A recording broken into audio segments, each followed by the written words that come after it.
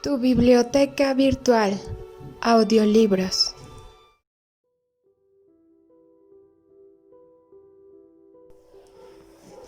Voy a continuar con la lectura de Sybil. Nos quedamos en el capítulo 4. La otra chica. Sybil yacía despierta e insomne, sabiendo que por la mañana tendría que contarle a la doctora lo que había hecho. Iba a ser aún más difícil de lo que había pensado. Por ello, se encontró recordando la primera vez en que había visto a la doctora en Nueva York. Expectante, ansiosa, inquieta, Sybil había estado despierta aquel 18 de octubre de 1954, ya desde antes de que amaneciese. Sus ojos recorrían la pequeña habitación en Whittier Hall, posando en objetos casi invisibles en la semioscuridad. Sobre la silla del escritorio estaba su traje azul marino de gabardina. En el tocador estaba su bolso azul marino de piel, sus guantes azul marino de seda y su sombrero azul marino con su pequeño velo color azul marino. Correctamente situados bajo la silla se hallaban sus zapatos de piel azul marino, de tacón mediano. Sus medias grises estaban metidas dentro de los mismos. El conjunto había sido cuidadosamente preparado la noche anterior. A medida que las formas se fueron haciendo visibles a la creciente luz, desapareció el sentido de extrañeza. Se encontró pensando en lo que le diría a la doctora. Ahora se lo diría todo. Sybil se estiró un instante, dando la cara a la ventana y al amanecer. Se vistió lenta y meticulosamente. Mientras se abrochaba el pequeño sujetador, se dio cuenta de que le temblaban las manos, y para tranquilizarse, se sentó en la cama. Levantándose de nuevo, al cabo de unos segundos, se vistió, tambaleándose con el traje elegido, colocándose el sombrero con una precisión casi mecánica. Pudo darse cuenta de que tenía buen aspecto, sin necesidad de mirarse en un espejo. El azul marino estaba muy de moda, y el pequeño velo daba un toque adicional al conjunto. Fue hasta la ventana. Los árboles del patio de Whittier Hall estaban sin hojas a causa del otoño. Miró al sol. Momentáneamente sosegada, se apartó de la ventana. Eran las 6:30, aún no era la hora. Su cita con la doctora no era hasta las 9. El mundo no parecía totalmente despierto cuando bajó los escalones frontales de Whittier Hall y, atravesando la Amsterdam Avenue, se dirigió al drugstore de Hartley en la esquina sureste. El drugstore estaba vacío, exceptuando la cajera y un camarero en la barra, pasando el tiempo hasta que se despertase la humanidad. La cajera se estaba limando las uñas con una tira de esmeril. El camarero, enfundando ya en su chaqueta blanca, estaba amontonando platos tras el mostrador de mármol. Sentándose en la barra, Sybil pidió un bocadillo de queso danés y un vaso grande de leche. Se quitó los guantes y jugueteó nerviosamente con ellos. Mientras tonteaba con la comida, se dio cuenta de que estaba matando el tiempo, deliberadamente. La frase «matar el tiempo» la hizo estremecerse. Saliendo de Hartley a las 7:30, esperó un poco a que llegase el autobús que pasaba por la Amsterdam Avenue. Luego, cambió de idea. Los autobuses la hacían sentirse confusa, y aquella mañana deseaba tener la mente bien despejada. Pasando junto al Schermerhorn y a la redonda capilla del Paul, apenas se la conoció. No fue sino hasta que llegó a la calle 116 cuando en el área comenzó a aparecerle la Universidad de Columbia, con la que ya se hallaba familiarizada. A través de las pesadas puertas de la calle 116 podía ver en la distancia la biblioteca Lowe, con su mezcla arquitectónica, sus columnas jónicas y la orgullosa y sin embargo algo patética estatua del Alma Mater en la escalinata delantera. Se fijó en el gran parecido que había entre la Lowe y el pequeño Panteón de Roma. La catedral de John the Divine en la calle 113 la intrigaba. Permaneció frente a ella 10 minutos completos examinando su arquitectura gótica y reflexionando que parecía ser una obra inacabada, en la que continuamente se trabajase. Bueno, lo que sí era seguro es que ella no podía caminar perpetuamente. Esperó un taxi, pero no apareció ninguno hasta las 8:15. El taxista, con su acento de Brooklyn, le ofreció el New York Times. Lo tomó agradecida y con él logró tranquilizar sus nervios. Soliviantados por el lento movimiento del taxi a través del tráfico de la hora punta, esto se debía a que su nerviosismo le advertía que si bien su mente corría a toda prisa hacia su destino, quizá aún llegase tarde a la cita, a pesar de lo pronto que había salido. Aquel 18 de octubre de 1954 no había ningún gran titular. No se mencionaba en la primera página ni al presidente ni al senador, quien habitualmente originaba titulares que le hacían a uno desorbitar los ojos. Tranquilos y pequeños titulares proclamaban: Macmillan se encargaba de la defensa británica en el cambio del gabinete, aumentan las huelgas en los muelles británicos, 40 universidades se incorporan a la ayuda técnica de los Estados Unidos, a 26 países.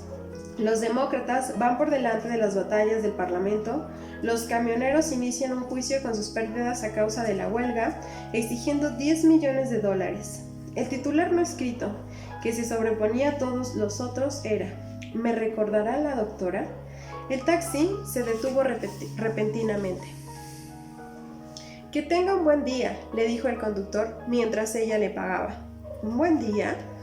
No sabía. Caminó pensativa a través de la entrada del edificio marrón claro situado en la esquina de Park Avenue y la calle 76, en donde vivía y tenía su consulta la doctora Wilbur.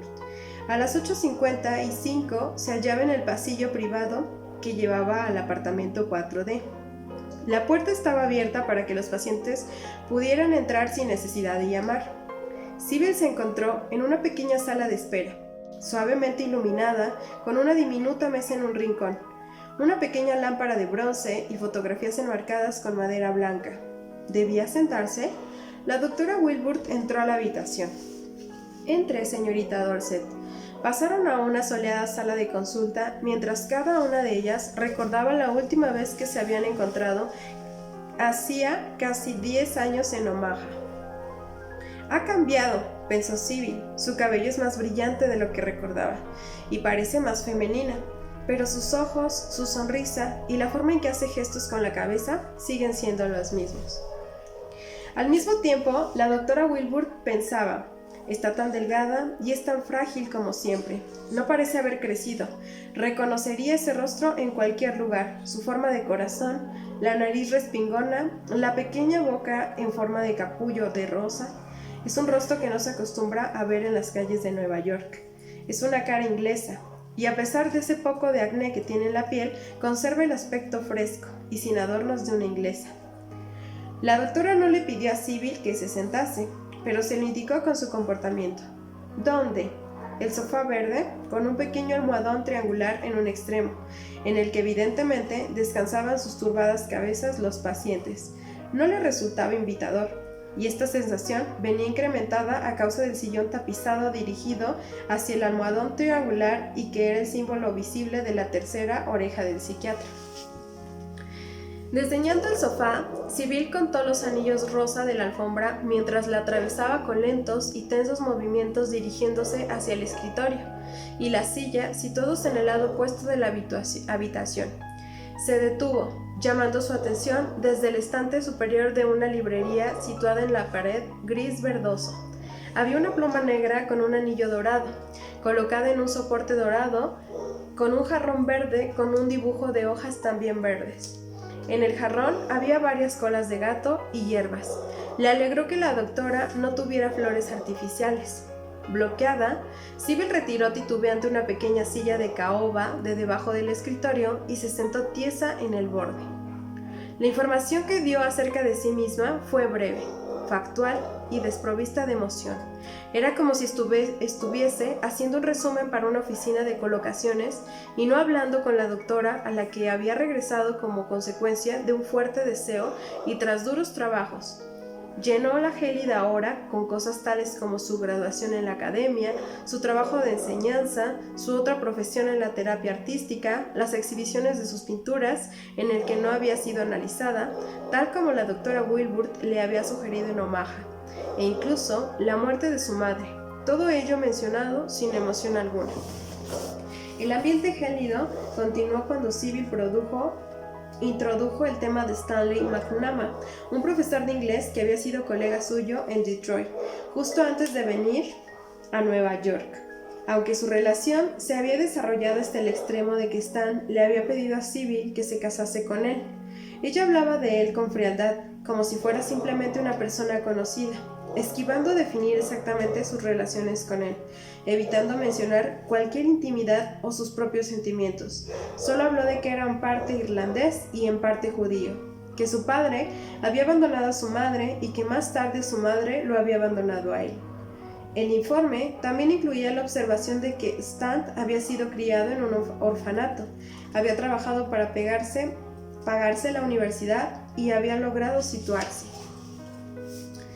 Por su parte, la doctora Wilbur estaba más interesada en lo que Sybil no decía acerca de Stan que en lo que decía, pero no la forzó. La hora había casi ya acabado y solo le preguntó: ¿qué es exactamente lo que quieres de mí? Quiero trabajar en terapia ocupacional, replicó Sybil. Creo que ya lo has hecho. Y me parece que quiero casarme con Stan, pero no estoy segura. Cuando la doctora preguntó si su paciente deseaba volverla a ver, Sybil bajó avergonzada la cabeza, atisbó entre sus párpados semicerrados e indicó tímidamente: me gustaría volver para que me analizase. La doctora Wilbur estaba complacida. Sybil Dorset sería un sujeto interesante para su análisis. Brillante, competente, con talento, pero también reservada, remota y temerosa. El hecho de que sus pupilas, dilatadas a consecuencia de la ansiedad, tuvieran el tamaño de los mismos iris, no se le había escapado a la doctora. En las semanas que siguieron, el análisis se convirtió en tan trascendental para la vida de Sybil que casi literalmente vivía solo para sus visitas de martes por la mañana a la doctora Wilbur. Preparándose para estas citas, Sybil hacía un ritual de la decisión sobre si usar el vestido gris con el suéter rosa, el traje azul marino con el conjunto de suéteres azules o la falda gris con el suéter aguamarina. Al mismo tiempo, Sybil se permitía el rito de efectuar frecuentes peregrinajes a la Schermerhorn, a la biblioteca de psicología de la universidad, donde se enfrascaba en la lectura de la literatura psiquiátrica, especialmente en los historiales clínicos. Leía acerca de los síntomas, pero no solo llevada por su curiosidad intelectual. Creía que cuanto más supiera acerca de los síntomas de otros pacientes, mejor sabría ocultar los suyos propios. Casi enseguida se había convertido en su propósito fijo el mantener oculto aquello que había venido a revelar a Nueva York. A veces un paciente ya da una pista de lo que le sucede en la primera visita. Pensaba lamentándose la doctora, aún al cabo de casi 2 meses, continuaba enterrándose, mostrando únicamente su capa más superficial y exterior. En este borde exterior se hallaba el Dr. Kindler y el profesor de arte de Sybil, con el que tenía diferencias de opinión. Aquí también se hallaba Stan, con el que había pensado casarse, pero que había tomado en el análisis el aspecto de un palo, de una estatua de madera. Solo a través de una paciente investigación, la doctora logró finalmente descubrir un hecho que le había dejado bien claro, o más bien dejado poco claro con sus frases vagas y oblicuas. Le estaba proponiendo un matrimonio asexuado. Platónico fue la palabra que empleó Sybil. ¿Cómo era, se preguntó la doctora, que una mujer inteligente aceptaba verse relacionada con un hombre que aparentemente no tenía impulsos sexuales, un inclusero que jamás había conocido lo que era el amor y por lo tanto no podía darlo? ¿Qué era lo que podía explicar un líbido tan notoriamente baja que fuera capaz de aceptar semejante relación? Líbido baja, reserva alta. Al principio, la doctora había atribuido esta reserva a la muy estricta educación de Sybil, pero esto no podía explicar el alejamiento que enmascaraba el terror de sus ojos. Está tonteando, pensaba la doctora, no es sincera conmigo. El 13 de diciembre, Sybil finalmente le dio una nueva pista. Me preocupan mis vacaciones de Navidad. ¿Por qué? Las vacaciones me molestan. ¿En qué sentido? Hay tantas cosas que hacer. Al principio no sé qué hacer, luego no hago nada, me meto en un lío o algo así, no puedo describirlo. ¿Por qué no vienes 3 veces por semana durante las vacaciones?, le sugirió la doctora. De esta forma podríamos contarnos más cosas y disminuir la tensión. Sybil estuvo de acuerdo. El 21 de diciembre de 1954, cuando ya llevaba 3 meses de análisis en una hora que comenzó de forma inocua, Sybil dijo de pronto: «Quiero que vea una carta que he recibido esta mañana de Stant». Entonces, la doctora Wilbur se acercó claramente a la verdad de Sybil Isabel Dorset. Sybil parecía tranquila aquella mañana y hablaba de la carta de Stant con su habitual falta de emoción, pero cuando abrió su bolso, enrojeció repentinamente. Vio que solo llevaba allí la mitad de la carta, una mitad con un borde irregular. Ella no la había roto. ¿Quién lo había hecho? Buscó en el interior de su bolso tratando de hallar la mitad que faltaba. No estaba allí. Puso en su regazo las otras 2 cartas que había recibido aquella mañana. Estaban intactas, tal como recordaba haberlas guardado, pero también recordaba haber guardado con ella la carta de Stant, que entonces estaba completa. Ahora ni siquiera encontraba la mitad que faltaba. ¿Quién se la había llevado? ¿Cuándo? ¿Dónde había estado ella cuando esto había sucedido? No tenía recuerdo alguno de aquel momento. De nuevo había pasado aquello, esa cosa terrible que sucedía de vez en cuando. La había seguido hasta aquí, hasta el refugio que era la consulta de la doctora. La había seguido aquella sombra negra que la acompañaba a todas partes. Cautelosa, precavidamente, esforzándose por ocultarle a la doctora, que estaba sentada, algo separada de ella en el sillón de la cabecera del sofá, lo que había pasado. Sybil deslizó la carta mutilada tras las otras 2, pero la psicóloga ya le estaba preguntando: ¿quieres que vea esta carta? Sybil comenzó a tartamudear, y su tartamudeo se convirtió en otra cosa muy distinta. La elegante y suave maestra del Medio Oeste, con su rostro contorsionado por el miedo y la furia, saltó de la silla situada junto al escritorio, y moviéndose tan deprisa que parecía estar en todas partes al mismo tiempo, hizo pedazos las cartas que habían estado sobre su regazo y lanzó sus restos a la papelera. Luego, apretando los puños, se quedó en el centro de la habitación, diciendo furiosa: «Todos los hombres son iguales, uno no puede fiarse de ellos, Nanay». Se dirigió con rápidos movimientos parecidos a los de una araña hacia 2 altas puertaventanas, corriendo a un lado a las cortinas verdes. Apretó de nuevo su puño izquierdo y golpeó con él uno de los cristales. «¡Déjenme salir!», gritó. «¡Déjenme salir!». Era una súplica agónica, el grito de los perseguidos, los acosados, los atrapados. La doctora Wilbur se movió con rapidez, pero no lo bastante. Antes de que pudiera llegar hasta su paciente, se oyó un estrépito. El puño había atravesado el cristal. «Déjame ver tu mano», insistió la doctora, mientras le aferraba la muñeca a Sybil. Su paciente retrocedió ante el contacto. «Únicamente desearía comprobar si te has cortado», le explicó suavemente. Esta vez la paciente se quedó absolutamente quieta, con los ojos muy abiertos por el asombro, mientras miraba por primera vez a la doctora Wilbur desde que había saltado de la silla. Con una quejumbrosa voz infantil, una voz bastante diferente a aquella con que había acusado a los hombres, la paciente preguntó: «¿No está enfadada por la ventana?». «Claro que no», respondió la doctora. «¿Soy más importante que la ventana?». El tono era de curiosidad, de curiosa incredulidad. «Claro que lo eres», aseguró para darle confianza a la doctora. «Cualquiera puede arreglarla. Llamaré al vidriero, él la arreglará». De pronto, la paciente pareció más relajada. Esta vez, cuando la doctora la tomó, la mano no ofreció resistencia. «Ven, sentémonos en el sofá», le sugirió. «Quiero mirar bien tu mano. Déjame ver si te has hecho daño». Se apartaron de la ventana y caminaron hacia el sofá. Pasando junto al bolso, que había caído en el suelo cuando la paciente se había puesto en pie, de un salto, junto a varios papeles y lápices del dibujo, que a consecuencia del ataque de furia habían sido vomitados por el bolso caído, pero ahora el miedo y la furia se había disipado. Sybil había mantenido siempre una distancia segura que la separaba de la doctora, sentándose junto al escritorio.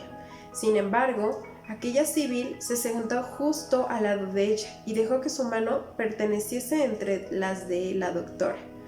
Aunque cuando ésta hubo declarado: «No hay corte ni hematoma», pero de nuevo hubo un cambio de estado de ánimo. «Hay sangre», dijo la paciente. «No hay sangre», replicó la doctora. «No te has cortado». «Sangré en el enil», le explicó su paciente. Tommy Ewald murió. Yo estaba allí. ¿Estabas allí?, hizo eco la doctora. Sí, también estuve. ¿Dónde estaba ese Neil? En Willow Corners. ¿Vivías en Willow Corners? Vivo allí, corrigió. Anda, si todo el mundo sabe que vive en Willow Corners. Anda, Sybil no hablaba así, pero lo cierto era que la Sybil que la doctora conocía no hacía ninguna de esas cosas que había hecho desde que había saltado de la silla. Gradualmente, a medida que Sybil continuaba reviviendo lo ocurrido en el Enil, la doctora se sintió sobrecogida por una sensación extraña y desacostumbrada. Desde que la paciente se había puesto en pie de un salto, había tenido una sensación apagada pero insistente, como los sonidos del tráfico que se introducían en la habitación a través de la ventana rota. Cuanto más hablaba Sybil, más insistente se hacía la sensación. Mi amiga Rachel estaba sentada conmigo en el Enil, decía Sybil, y algunos otros niños. Tommy dijo, saltemos al granero. Saltamos. Uno de los chicos golpeó la caja registradora. Dentro había un arma. Se disparó. Volví y Tommy estaba allí en el suelo, muerto, con una bala en el corazón. Los otros chicos escaparon a la carrera. Rachel y yo no. Ella fue en busca del doctor Quinones. Yo me quedé con Tommy. Llegó el doctor y nos dijo que nos fuéramos a casa. No nos fuimos. Le ayudamos a sacar el arma y a poner una manta sobre Tommy. Tommy solo tenía 10 años. Fuisteis dos niñas muy valientes, le dijo la doctora Wilbur. Sé que Tommy está muerto, continuó la voz infantil. Lo comprendo. Sí, me quedé porque no creía que fuera correcto dejar a Tommy, solo, muerto. Dime, preguntó la doctora, ¿dónde estás ahora? Hay sangre, fue la réplica. Veo sangre, sangre y muerte. Sé lo que es la muerte, lo sé. No pienses en la sangre, dijo la doctora. Te pone triste. ¿Le importa cómo me siento? De nuevo hubo aquella mirada de curiosa incredulidad. Me importa mucho, aseguró la doctora. Anda, ¿no está tratando de tomarme el pelo? ¿Por qué iba a hacerlo? Mucha gente me lo toma. La sensación de que la engañasen, la ira, el terror, la sensación de estar atrapada, la profunda desconfianza hacia la gente, la quejumbrosa convicción de que una ventana, una cosa, era más importante que ella, esas sensaciones y actitudes expresadas durante aquella hora eran síntomas de alguna alteración profunda, y todo aquello daba vueltas en la torturada mente de la paciente como un oscuro residuo en un pozo turbio. Desde el momento en que la paciente había corrido hacia la ventana, la doctora se había dado cuenta no solo de que su actitud no era característica, sino también de que tenía un aspecto y una voz diferentes. Parecía pequeña, encogida. Sybil siempre se erguía tanto como le era posible, porque se consideraba pequeña y no deseaba parecerlo, pero ahora parecía hundida en sí misma. También la voz era diferente, infantil. No se parecía a la de Sybil, y sin embargo, aquella voz de niña había pronunciado palabras de mujer en su denuncia de los hombres. Todos los hombres son iguales, uno no puede fiarse de ellos, nanay. Y la palabra nanay, Sybil, una maestra muy cuidadosa que utilizaba estrictamente el idioma, jamás emplearía un vulgarismo tal como nanay. La doctora tenía la clara impresión de que estaba tratando con alguien más joven que Sybil, pero ¿y aquella denuncia de los hombres? No podía estar segura. Entonces se desbocó el pensamiento que había estado tratando de mantener sujeto por las riendas. ¿Quién eres? ¿Es que no ve la diferencia? Fue la réplica, acompañada por un gesto totalmente distinto a los de Sybil. Soy Peggy. La doctora no contestó y Peggy continuó. No nos parecemos. Eso puede verlo. Cuando la doctora le preguntó su apellido, Peggy respondió airada. Uso el apellido Dorset y a veces Baldwin. En realidad soy Peggy Baldwin. Cuéntame algo acerca de ti, le sugirió la doctora. De acuerdo, aceptó Peggy. ¿Quiere que le hable de mis pinturas? Me gusta pintar en blanco y negro. Dibujo a lápiz y al carboncillo. No pinto tanto o tan bien como Sybil. La doctora esperó un momento y luego prosiguió su interrogatorio. ¿Y quién es Sybil? La doctora guardó y Peggy contestó. ¿Sybil? Vaya, pues es la otra chica. Ya veo, replicó la doctora. Luego preguntó, ¿dónde vives? Vivo con Sybil, pero como ya le he dicho, mi casa está en Willow Corners, contestó Peggy. ¿Fue tu madre la señora Dorset?, inquirió la doctora. No. Peggy se echó hacia atrás, acurrucándose contra el pequeño almohadón. La señora Dorset no es mi madre. De acuerdo, aceptó la doctora, intentando darle confianza. Solo quería saberlo. Hubo un repentino movimiento. Peggy había abandonado el sofá y se estaba moviendo a través de la habitación con el mismo paso rápido y parecido al de una araña con que antes había corrido a la ventana. La doctora la siguió, pero Peggy había desaparecido, sentada en la pequeña silla de caoba, junto al escritorio. Estaba la maestra de Medio Oeste, Sybil. Esta vez la doctora supo ver la diferencia. ¿Qué hace mi bolso en el suelo?, murmuró Sybil. Se inclinó y con paciente contención metió en el interior las cosas derrapadas. ¿Hice eso? ¿No?, preguntó señalando hacia la ventana. Lo pagaré. Finalmente susurró. ¿Dónde están las cartas? Las rompiste y las tiraste a la papelera, respondió la doctora con consciente deliberación. ¿Yo?, se extrañó Sybil. Tú, afirmó la doctora. Hablamos de lo que ha pasado. ¿Qué cabe decir?, inquirió Sybil con tono apagado. Había roto las cartas y la ventana, pero no sabía cómo, cuándo o por qué. Se inclinó hacia la papelera y recogió algunos trocitos de las cartas. ¿No lo recuerdas, verdad?, preguntó suavemente la doctora. Sybil negó con la cabeza. ¡Qué vergüenza! ¡Qué horror! Ahora la doctora sabía lo de la cosa terrible y sin nombre. ¿Ya has roto cristales en otras ocasiones?, interrogó en voz baja la doctora Wilbur. Sí, replicó Sybil inclinando la cabeza. Entonces, ¿esto no es diferente a lo que ya has estado experimentando otras veces? No del todo. No te asustes, dijo la doctora. Estabas en un estado de conciencia diferente. Tuviste lo que llamamos una fuga. Una fuga es un estado importante de disociación de la personalidad caracterizado por una amnesia y la huida física del ambiente inmediato. Entonces, ¿no me culpa por ello?, preguntó Sybil. No te culpo, le replicó la doctora. Esto no tiene nada que ver con la culpabilidad. Tenemos que hablar más del tema, y lo haremos el viernes. Había terminado su hora. Sybil, totalmente autocontrolada, se alzó para irse. La doctora la siguió hasta la puerta y la animó. No te preocupes, se puede tratar. Sybil se marchitó. ¿Qué tengo entre manos?, se dijo a sí misma la doctora mientras se dejaba caer en su sillón. Parecía tener más de una personalidad, pensó. ¿Una doble personalidad? Sybil y Peggy, totalmente diferentes la una de la otra. Parecía bastante claro. Tendría que decírselo el viernes. La doctora pensó en la próxima visita de la señorita Dorset. ¿O debería decir las señoritas Dorset? Ellas estaban viniendo ahora 3 veces por semana. Por las vacaciones de Navidad, bueno, sería mejor que Sybil continuase viniendo con esa frecuencia. Aquel caso era más complicado de lo que había creído al principio. La señorita Dorset volvería el viernes. Pero, ¿qué señorita Dorset? Capítulo 5. Peggy Lau Baldwin. Era Sybil. Sybil tranquila, Sybil en calma. Quiero excusarme por no haber acudido a mi cita del miércoles, comenzó a decir aquel 23 de diciembre de 1954. Es que viniste el miércoles, le replicó con deliberada brusquedad la doctora Wilbur. Pero estabas en unos 2 estados de fuga y no lo recuerdas. Utilizando los estados de fuga como marco, la doctora pensaba explicarle a Sybil que, cuando ella desaparecía durante tales momentos, aparecía alguien llamada Peggy.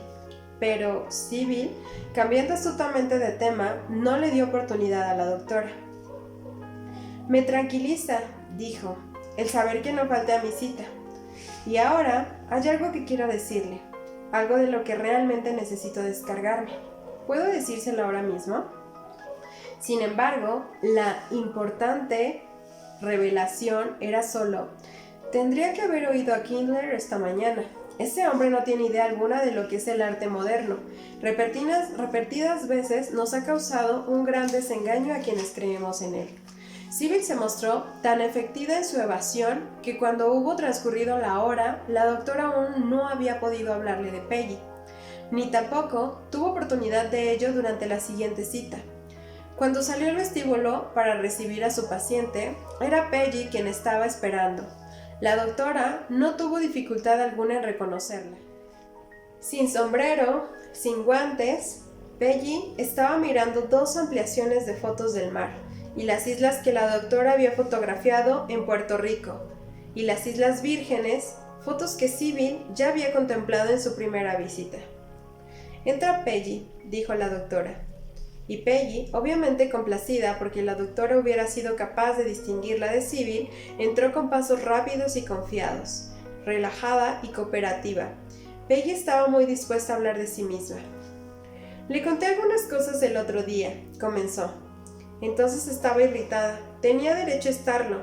Su tono se convirtió en confidencial. Miró a los ojos a la doctora y le dijo: «¿Sabe? Stan nos envió a paseo por carta». ¿Quieres saber lo que decía? Decía: «Creo que deberíamos interrumpir nuestra amistad, al menos por el momento». Eso es lo que decía. Me enfadé tanto que rompí la carta y la tiré a una papelera en la esquina de Lexington Avenue y la calle 65. Mientras venía aquí, la tiré, solo que no era toda la carta. Creí que lo había hecho bien, pero usted pudo ver que la otra parte estaba aquí. Bueno, me sentí insultada. ¿Quién no se sentiría así? Peggy hizo una pausa, se alzó del sofá, paseó un poco y con mirada pícara, comentó más que preguntó: ¿Quieres saber quién no se sintió insultada? Bueno, se lo diré. La respuesta es Sybil. No puede arreglárselas por sí sola, siempre tengo que acudir en su defensa. No se puede irritar porque su madre no la deja. Yo también sé que es pecado irritarse, pero la gente se irrita. Creo que no hay nada de malo en enfadarse, si uno quiere hacerlo. Volviendo al sofá y sentándose cerca de la doctora, Peggy continuó: ¿Quieres saber otra cosa de Sybil? Está aterrorizada, siempre está aterrorizada.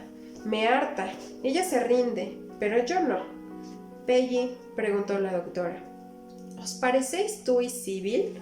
En absoluto, replicó indignada Peggy, mientras se alzaba del cojín, se ponía en pie y comenzaba a caminar arriba y abajo por la habitación.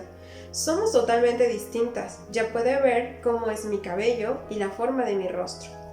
La doctora Wilbur no veía la diferencia, si bien Peggy parecía más joven y hablaba y se comportaba de modo distinto a Sybil. El cabello, el rostro y el cuerpo eran idénticos. Peggy estaba controlando totalmente aquel cuerpo, pero la doctora sabía por su experiencia de la pasada semana que en cualquier momento Peggy podía transformarse en Sybil, pero de hecho Peggy permaneció allí durante toda la hora. Al ir interrogándola, la doctora, Peggy exclamó con una nota de impaciencia: «Anda, la de preguntas que hace». Y cuando la doctora trató de buscar el hilo que conectaba a Peggy con Sybil, Peggy explicó ásperamente: «Oh, déjeme en paz. Hay cosas que no puedo decirle. No puedo. Es como los centinelas que rodean el palacio. No pueden sonreír. Están de guardia». Luego, mostrando que ella sí podía sonreír, Peggy añadió: «Supongo que sonreiría si uno les hiciera cosquillas con una pluma. Yo, en cambio, no. Ni sonrío, ni hablo cuando no quiero, y nadie puede obligarme». Cuando fue hora de irse, Peggy dijo alegremente mientras se alzaba del sofá: «¿Sabe? Ya nos conocíamos de antes, de la pasada semana», le replicó la doctora. «Nos vimos aquí». «No», insistió Peggy. «Nos conocimos en Omaha, en la ventana, en la misma forma en que nos encontramos aquí. Yo le hablé con mi propia persona en Omaha, pero...» «Usted no me reconoció. Le dije que era Peggy, pero usted creyó que ese era un apodo de Sybil». Cuando Peggy se hubo ido, siguió en los pensamientos inquisitivos de la doctora. Peggy estaba irritada, porque Stan le había enviado a Sybil una carta de ruptura. ¿Significaría esto, se preguntó la doctora, que aunque Sybil no conocía a Peggy, estaban tan profundamente unidas que Peggy recibía el impacto emocional de las experiencias de Sybil? Peggy había dicho que Sybil no podía irritarse cuando debiera. ¿Era Peggy la defensa de Sybil contra la ira? Era la ira concentrada en aquel puño cuando Peggy rompió la ventana, la materialización de lo que Sybil reprimía. La doctora sabía que tendría que enterarse de muchas más cosas antes de poder confirmar esta hipótesis. Quizás simplemente estuviese siendo bombardeada por presentimientos. En cualquier caso, las preguntas llegaban a su mente urgentes y acuciantes. De pronto, al pensar en Peggy andando sola por las calles, la doctora Wilbur se sintió preocupada. Peggy, una personalidad asertiva, debería ser capaz de cuidarse de sí misma. Sin embargo, cuando había dicho «porque su madre no le deja», hablando de Sybil y como si su madre estuviera aún con vida, había mostrado con claridad, tal como había sucedido en la anterior visita, que no podía diferenciar el presente del pasado, y era muy joven. La doctora se preguntó cómo podría recorrer las calles de Nueva York, y esperó que llegase sana y salva a casa. ¿A casa? La casa era el hogar de Sybil. Peggy Baldwin, a veces Dorset, no tenía la menor intención de regresar a su dormitorio, cuando salió de la consulta de la doctora Wilbur.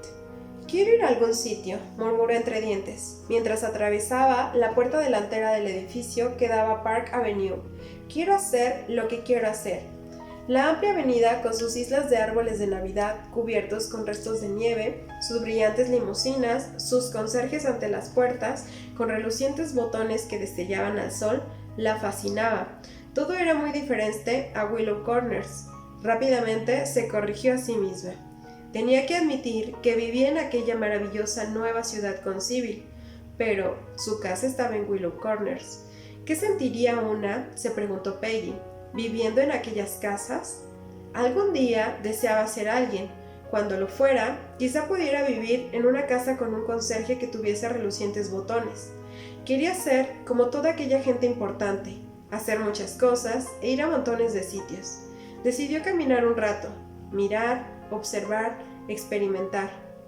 Había tantas cosas que deseaba conocer, por eso estaba siempre escuchando, tratando de oírlo todo, forzando su oído para captar todo lo que pudiese. Incluso a menudo iba a diferentes sitios para averiguar lo que sucedía en ellos. Cruzó hacia Madison Avenue, mirando las tiendas por las que pasaba. Tiendas con gráciles estolas de color arena, encantadores trajes de punto, camisones de color rosa, jerseys negros combinados con faldas de algodón de color rojo y blanco y adornos de terciopelo negro. Le encantaban las cosas hermosas, pero no se atrevía a comprar nada en lugares buenos como aquellos. Solo miraba. El bar por el que pasó en la calle 44 Oeste fue otro lugar al que no se atrevía a entrar, pero podía mirar a toda gente que había dentro en aquellos días de Navidad, haciendo cosas que no sabía que hiciera nadie en Willow Corners. Salieron dos hombres. Uno la rozó y le preguntó, ¿Qué tal si qué?», le preguntó mientras los miraba duramente. El hombre se echó a reír. Las risas la asustaban. Cuando la gente se reía, estaba seguro de que estaban riéndose de ella. Comenzó a caminar con rapidez, pero no lo bastante como para dejar de oír que el hombre que la había rozado comentaba al otro. «Bastante independiente, ¿no?» «Sí, bastante independiente», se indignó Peggy, mientras corría para tratar de dejar atrás su ira. «Muy independiente, no iba a soportar nada de nadie, podía luchar». Olvidando el incidente, siguió adelante, hallándose finalmente en un gran almacén. Atravesando un paso elevado, fue a una estación. El cartel decía Pennsylvania Railroad. «Anda», pensó, «podría ir a algún sitio». En la estación encontró un lugar en donde comer. Le gustaba comer. Tras la comida, se halló en una librería, hojeando un relato de doctores. No le gustaban demasiado las novelas de doctores, pero a Sybil le encantaban. Sybil, como la había confundido con Sybil, aquella encantadora señora de cabellos rojos, ¿no podía ver que Peggy y Sybil no eran la misma persona? De repente, Peggy se echó a reír muy fuerte. La gente se volvió para mirarla. La gente. Podría echarse a llorar cuando pensaba en la gente. A veces cuando pensaba en la gente se sentía sola y perdida. Había tanta gente malvada y la gente malvada la irritaba. Sabía que no estaba bien sentirse irritada, pero muchas cosas la irritaban. Y cuando esto pasaba, lo veía todo rojo. El paso elevado, que era largo, la hacía sentirse pequeña. Atravesó una puerta giratoria, caminó a lo largo de un interminable pasillo y llegó hasta un lugar en donde vendían billetes. Se dirigió a la ventanilla. La mujer que había tras ella le parecía malvada. Así que Peggy le dijo llanamente: «No tengo por qué comprarle un billete a usted». No estaba bien el irritarse, pero ahora ya lo había hecho. «Un billete, por favor», dijo acercándose a otra ventanilla. «¿A Elizabeth?», preguntó la taquillera. Peggy asintió con la cabeza. ¿Por qué no? Podía ver que mucha gente estaba esperando hasta que colocasen un cartel en lo alto. Deseaba ser la primera en atravesar la puerta, pero aunque se apresuró, fue la quinta de la cola. La siguiente cosa que supo fue que estaba en un restaurante junto a una estación de ferrocarril y pedía un chocolate caliente. Cuando le preguntó al camarero si estaba en Elizabeth, la miró en forma rara y le contestó: «Bueno, claro que sí». Era extraño, no sabía cómo había llegado allí.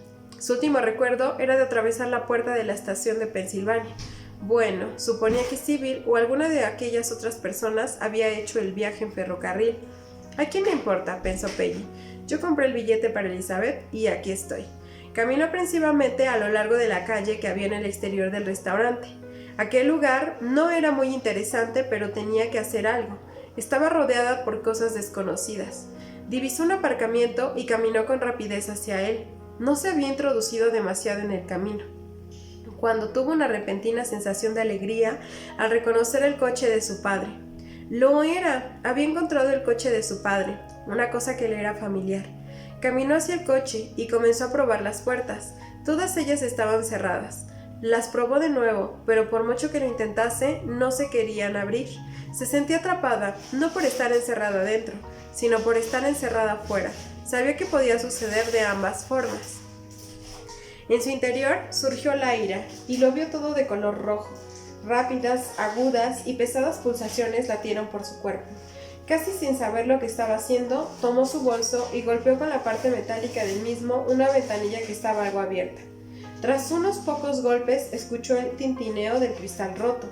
Le gustaba el sonido del cristal al romperse. Junto a ella se hallaba un hombre con traje color marrón claro. «¿Qué es lo que le ha pasado?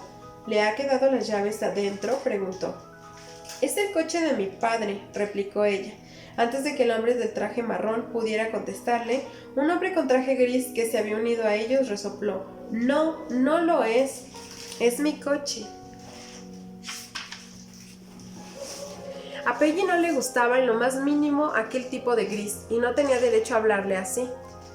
«Es el coche de mi padre», insistió. «Diga usted lo que diga». «¿Y quién es su padre?», preguntó el hombre de marrón. «Willard Dorset», replicó ella orgullosamente. El hombre de gris metió la mano en su bolsillo, sacó su cartera y mostró la tarjeta de registro del coche. «Ve, hermana, los números son los mismos que los de la matrícula», bramó.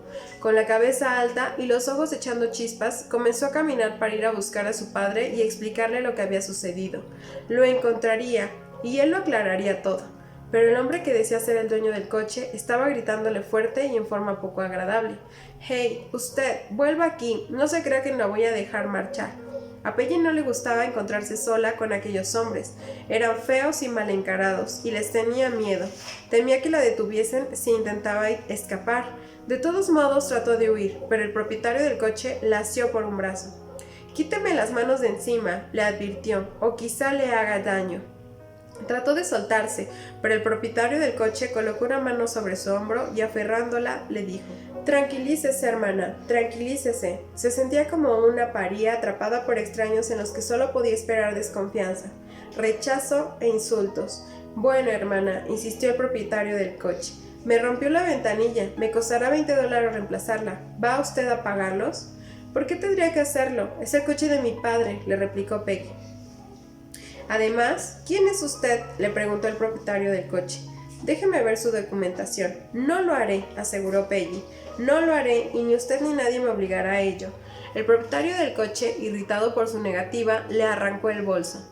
«Devuélvamelo», gritó ella. «Devuélvamelo ahora mismo». Sacó una carterilla de plástico con la documentación del interior del bolso y se lo devolvió. «Sybil E. Dorset», leyó en voz alta.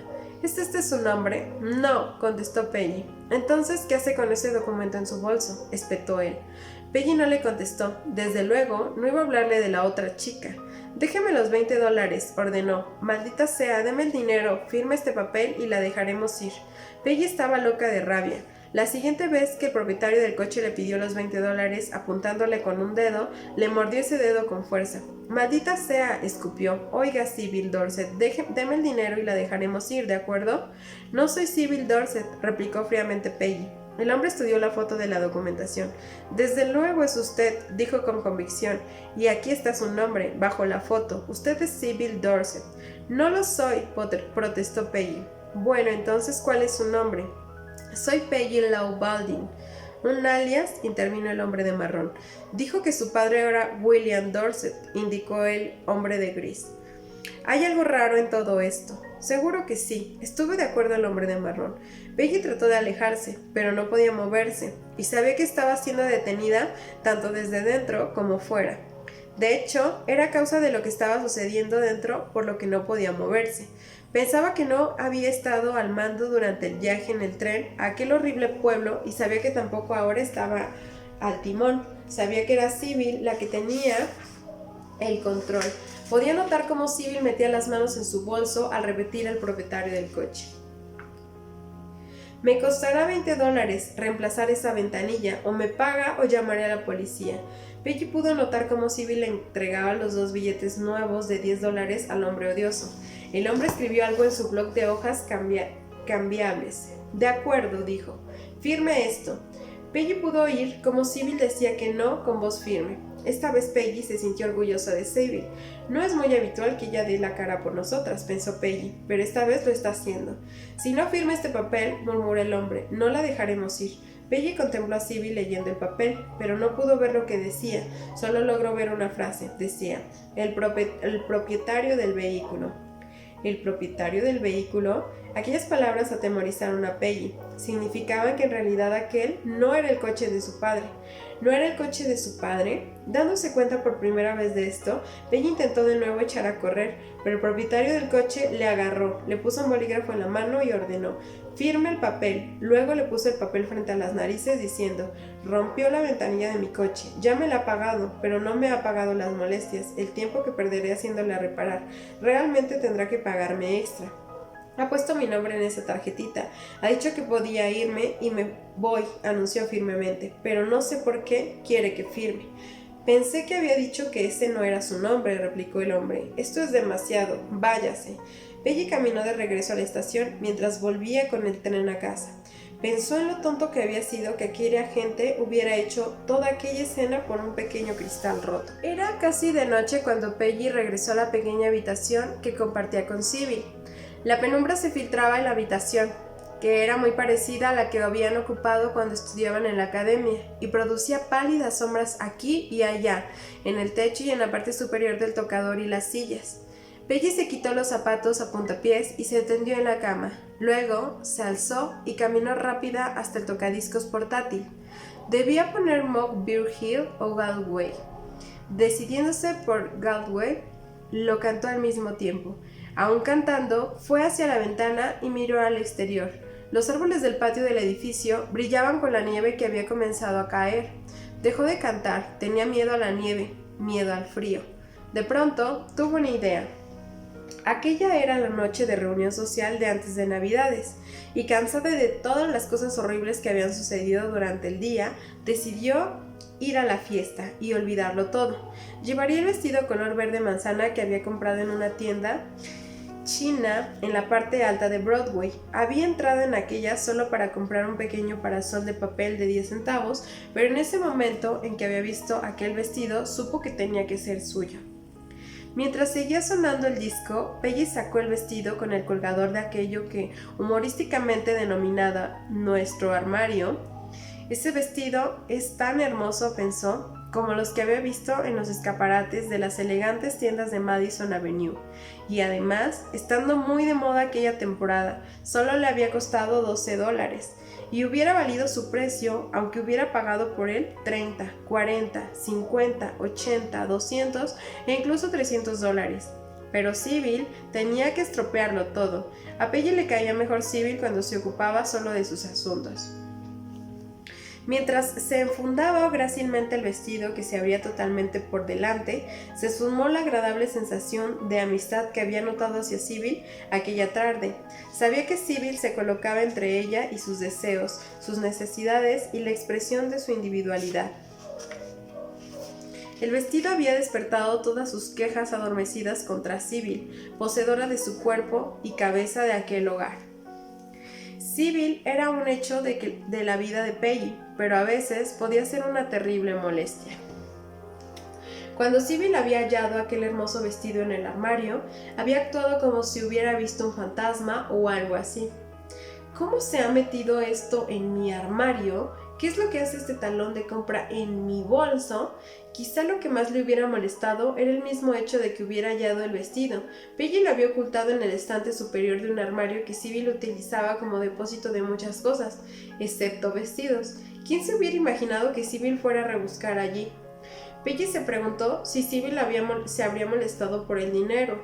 Desde luego, $12 no eran demasiado por aquel vestido, y Sibyl tenía ese dinero, pero, supuso Peggy, quizás Sibyl tuviera sus propias ideas acerca de cómo gastar aquel dinero en muebles, equipo artístico y todas aquellas medicinas, o sea, las cosas que Sibyl consideraba necesarias. Sibyl siempre está revolviendo las cosas que compro, se indignó Peggy. Pasó lo mismo con mi traje azul y los zapatos azules. Los compré 2 veces en el mismo día, pero ambas veces Sibyl los fue a devolver. Sí, ciertamente puede llegar a ser molesta. Peggy se miró en el espejo. El resultado era hermoso, simplemente hermoso. A cualquiera tenía que gustarle aquel vestido. Quizás Sibyl no estuviese realmente molesta con la prenda, sino con Peggy. No, eso es una tontería. La verdad era, y Peggy tenía que enfrentarse con ella, que Sibyl no conocía su existencia. No era demasiado halagador, pero así era como estaban las cosas. Unas cuantas joyas mejorarían el conjunto, pensó Peggy, mientras continuaba examinándose en el espejo. Sería tan divertido llevarlas, pero sabía que no podía. ¿Estaba mal llevar joyas? ¿Acaso no lo habían dicho en la iglesia? ¿Acaso no le habían dicho eso desde que tenía uso de razón? Y no obstante, ¿le gustaban las cosas hermosas? Dudó. Había un collar de perlas que pertenecía a la madre de Sibyl. No se lo pondría. No le gustaba la madre de Sibyl, y aquello hacía doblemente incorrecto el que usase aquellas perlas. No podía apartarse del espejo. Su cuerpo cuadrado le daba un aspecto regordete que no le gustaba demasiado, pero le encantaba su corte de pelo a lo paje, su cabello negro y liso, su flequillo, su rostro redondo, su nariz respingona, sus ojos azules y, sí, debía admitirlo, su sonrisa pícara. ¡Ofta mía! No lo había pensado nunca antes, pero parecía un duendecillo. Sibyl, con su cuerpo delgado y esbelto, su pelo castaño claro que llevaba suelto, su cara con forma de corazón, sus ojos grises y su expresión seria, era totalmente distinta. ¿No podía ver esto la amable doctora? ¿No podían verlo los hombres que en Elizabeth habían mirado la foto de Sibyl? ¿Por qué la gente siempre la confundía con ella?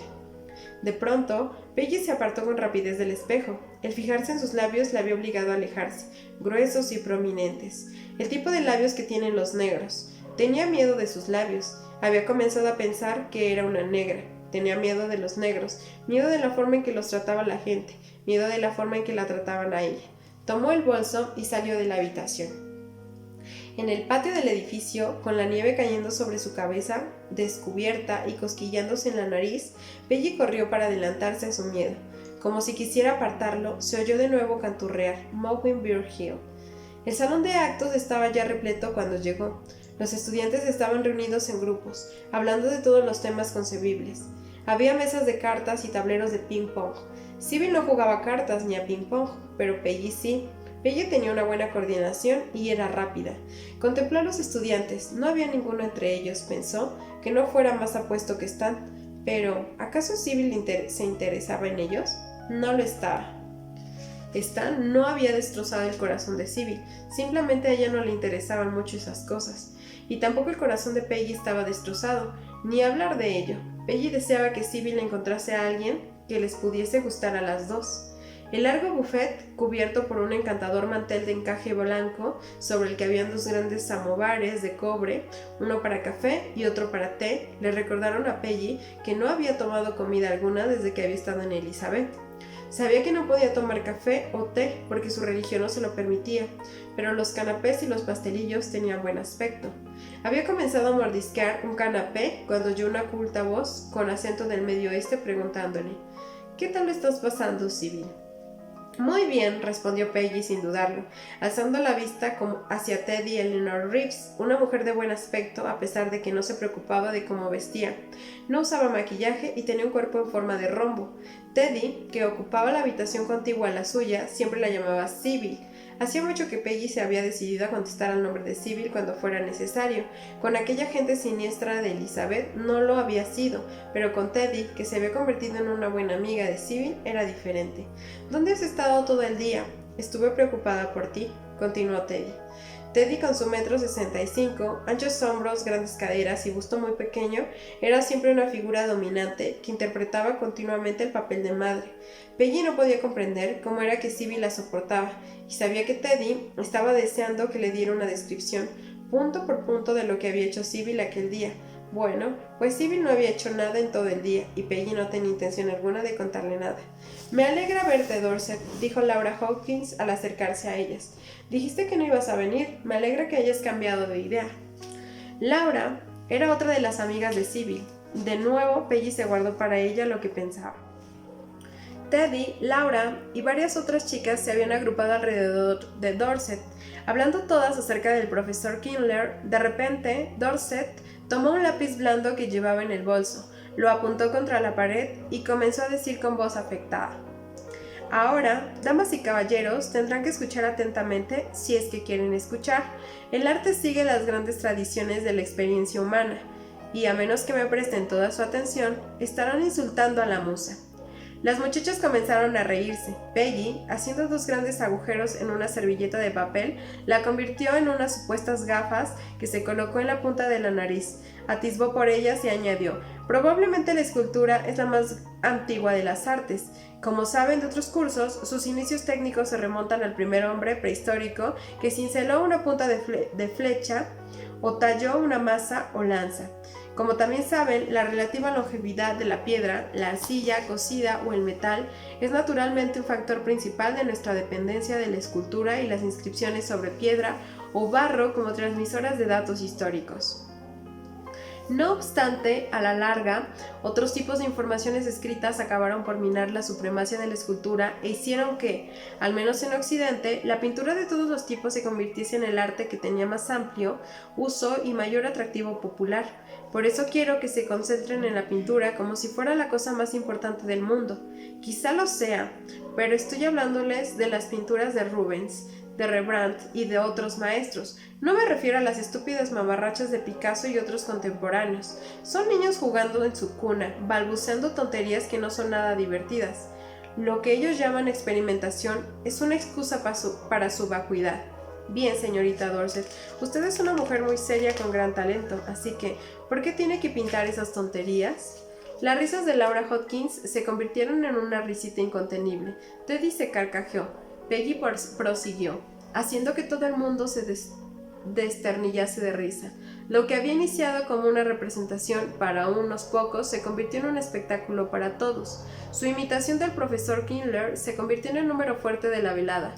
Entre aplausos, Peggy se quitó sus supuestas gafas con gran deliberación, devolvió el lápiz a su bolso, hizo unas cuantas reverencias y salió en triunfo de la sala. Era una Peggy diferente la que vio la doctora Wilbur 2 días más tarde, en Navidad, una Peggy que permanecía en silencio acerca del viaje de Elizabeth y su triunfo en la reunión social. Una Peggy que con débil susurro repetía y repetía: «La gente, la gente, la gente». «¿Qué gente?», le preguntó la doctora Wilbur, que estaba sentado junto a Peggy en el sofá. «¿Gente? Sí, hay gente», repitió miniosamente Peggy. «Me están esperando». «¿Cómo se llaman?» «El cristal», dijo Peggy, ignorando la pregunta. «Puedo ver el cristal. Voy a romper el cristal y escapar. Voy a escapar. No quiero quedarme. No, no». «¿Huir de qué?», preguntó la doctora Wilbur. «El dolor. Duele», susurró Peggy. Comenzó a sollozar. «¿Qué es lo que duele?» «Duele, duele. Me duele la cabeza. Me duele la garganta».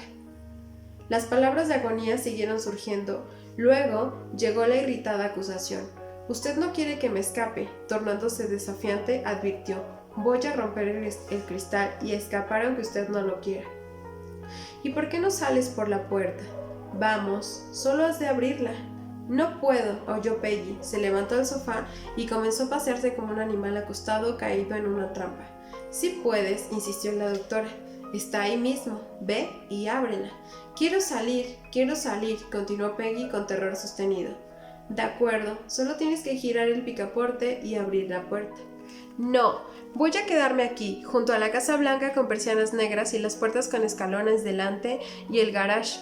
Repentinamente en calma, Peggy añadió, el coche de mi padre está en el garage. ¿Dónde estás? ¿En Willow Corners?, inquirió la doctora. No lo diré, canturrió Peggy. ¿Se lo puedes decir a la doctora Wilbur? Sí. ¿Entonces se lo dirás a la doctora Wilbur? Sí. Entonces adelante, díselo a la doctora Wilbur. La doctora Wilbur se fue, contestó ansiosa Peggy. La doctora Wilbur está aquí mismo. No, se marchó y nos dejó en Omaha, insistió Peggy.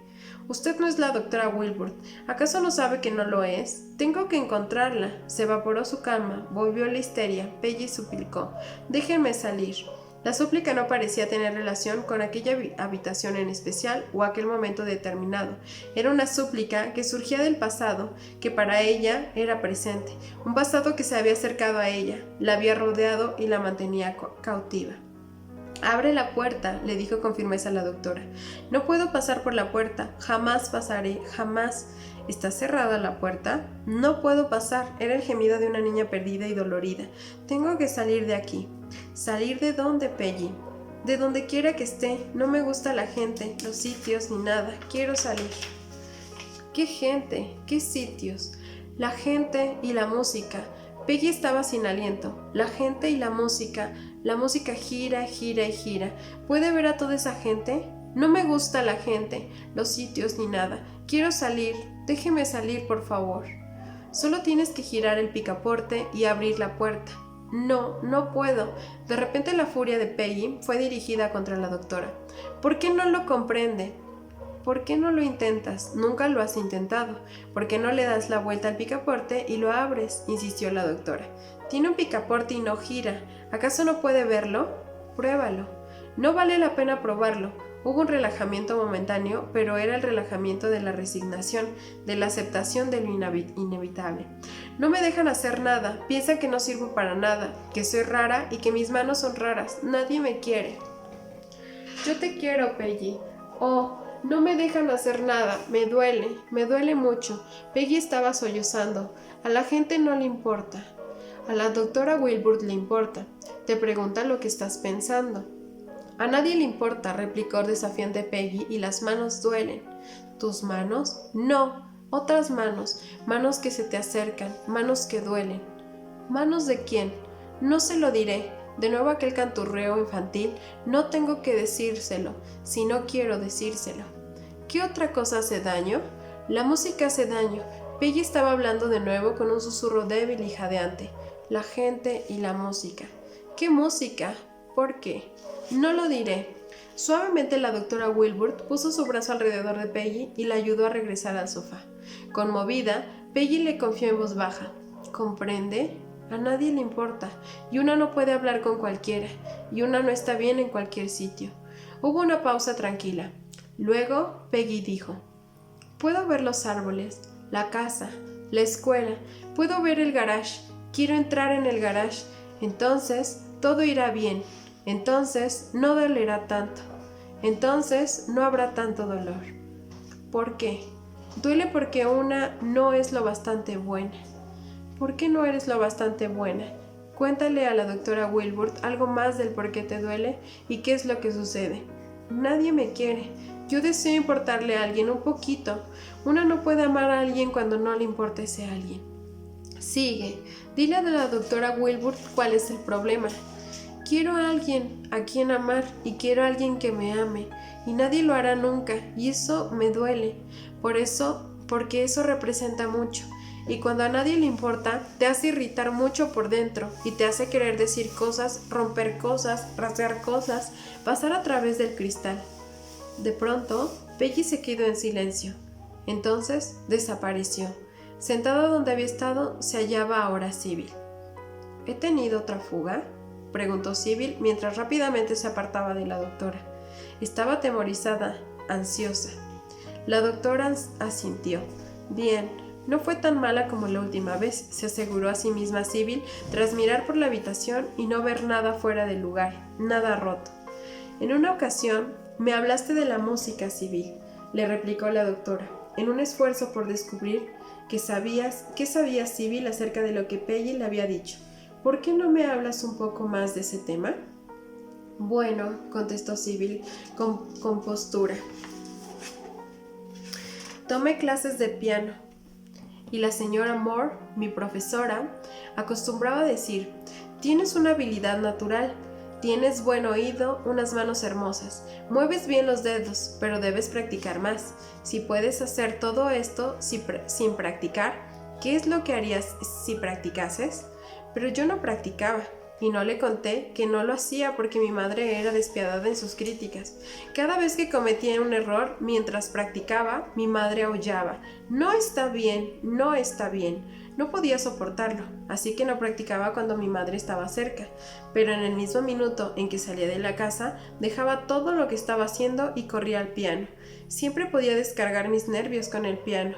Si no hubiera podido hacerlo, la tensión hubiera acabado conmigo. Mucho antes de lo que lo hizo. Cuando comencé a dar clases, la primera cosa que me compré fue un piano. Replicó la doctora Wilbur. Dime, ¿tienes algún sentimiento especial con respecto al cristal? ¿Cristal? Hizo eco Sibyl pensativa. Mi madre tenía algunas piezas de cristal encantadoras y también mi abuela. De hecho, ambas abuelas, la abuela Dorset y la abuela Anderson. Oh, recuerdo algo. Cuando yo tenía unos 6 años, estábamos visitando a los Anderson en Elderbury, Illinois.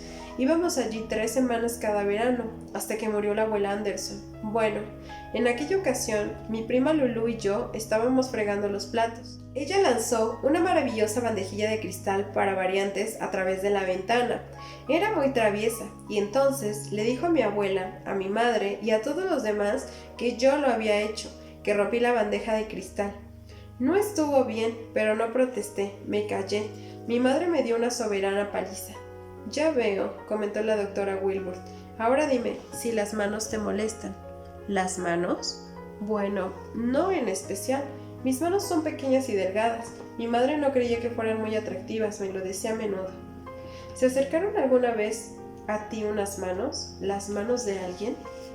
¿Unas manos acercándose? No sé de qué me habla. Resultó evidente que la inquietud de Sibyl aumentaba de sobremanera y repetidamente. Ya veo, dijo la doctora. Otra pregunta. ¿Te molesta ver sangre? Bueno, sí, pero ¿no le molesta a todo el mundo? La abuela Dorset tenía cáncer en la nuca y sangraba. Lo vi, y cuando comenzó a menstruar me pregunté qué sería aquella sangre, como la mayor parte de las chicas. No hay nada raro en ello. Pero dime, ¿viste alguna otra vez sangre de niña? ¿Quizá la sangre de un compañero de juegos? Sibyl recostó en la silla y pensó. Bueno, veamos. Tommy Ewald. Su padre tenía una granja y criaba caballos. Tommy era el niño mimado de su madre. Murió en el Enil. Estábamos jugando. Fue un accidente. Se disparó un arma. Es lo único que recuerdo. Quizá hubo sangre en aquel Enil. No había pensado en Tommy desde hacía muchos años. Hacia febrero de 1955, la doctora estaba ya dispuesta a hablarle a Sibyl de Peggy, que recordaba lo que ella había olvidado.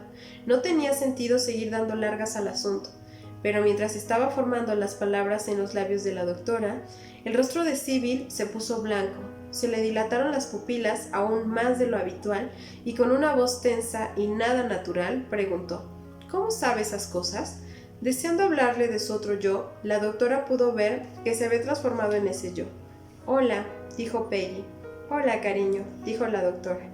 Ahora voy a salir, le dijo Peggy a la doctora. Por esa puerta. Hace mucho, la doctora Wilbur me dijo que podía hacerlo, y Peggy salió por la puerta que hace unos minutos antes había sido impenetrable, el símbolo tangible de su cautividad. La doctora Wilbur, creyendo que su diagnosis de doble personalidad había quedado confirmada sin lugar a dudas, no pudo apartar de su mente este caso tan inusitado. Peggy y Sibyl, aunque existían en el mismo cuerpo, tenían diferentes recuerdos, diferentes temperamentos, diferentes actitudes, diferentes experiencias. Las experiencias que compartían las percibían de modo diferente. Sus voces, su dicción, su vocabulario eran diferentes, se presentaban en forma diferente, incluso sus edades eran diferentes. Sybil tenía 31 años, pero Peggy, la doctora no podía decidir si Peggy era una niña precoz o una adulta inmadura. Peggy no era consciente de sí misma, al estilo de una niña pequeña, y no se azoraba fácilmente, pero en cambio se irritaba. En lugar de emplear los circunloquios habituales de Sybil, dejaba correr libremente su terror, y sin lugar a dudas, Peggy llevaba sobre sus espaldas algún terrible peso con el que Sybil no quería enfrentarse. La mente de la doctora Wilbur estaba repleta de especulaciones insistentes pero vagas. Jamás había tratado una doble personalidad. Tendría que ocuparse de este problema como de cualquier otro caso. Primero uno tiene que llegar a la raíz del problema. Entonces sigue desde allí. Lo inmediato era hablar a Sybil de la diagnosis, una tarea más difícil de lo que se había imaginado al principio la doctora. Cuando surgía una situación con la que no podía enfrentarse, parecía dejar paso a Peggy. El hablar de Sybil, de Peggy, era invitar una disociación que traía de regreso a Peggy. Estas evasiones eran tan efectivas que el problema permaneció sin solución hasta marzo de 1955. No obstante, en aquel momento sucedió algo que, cambiando el diagnóstico, hizo que la doctora Wilbur se alegrara de no habérsela comunicado a Sybil. Capítulo 6. Victoria Antoinette Charlotte. El 16 de marzo de 1955, la doctora Wilbur se tomó un momento entre dos visitas para reemplazar sus colas de gato con las nuevas flores de la primavera, anémonas y juncos que acababan de comprar.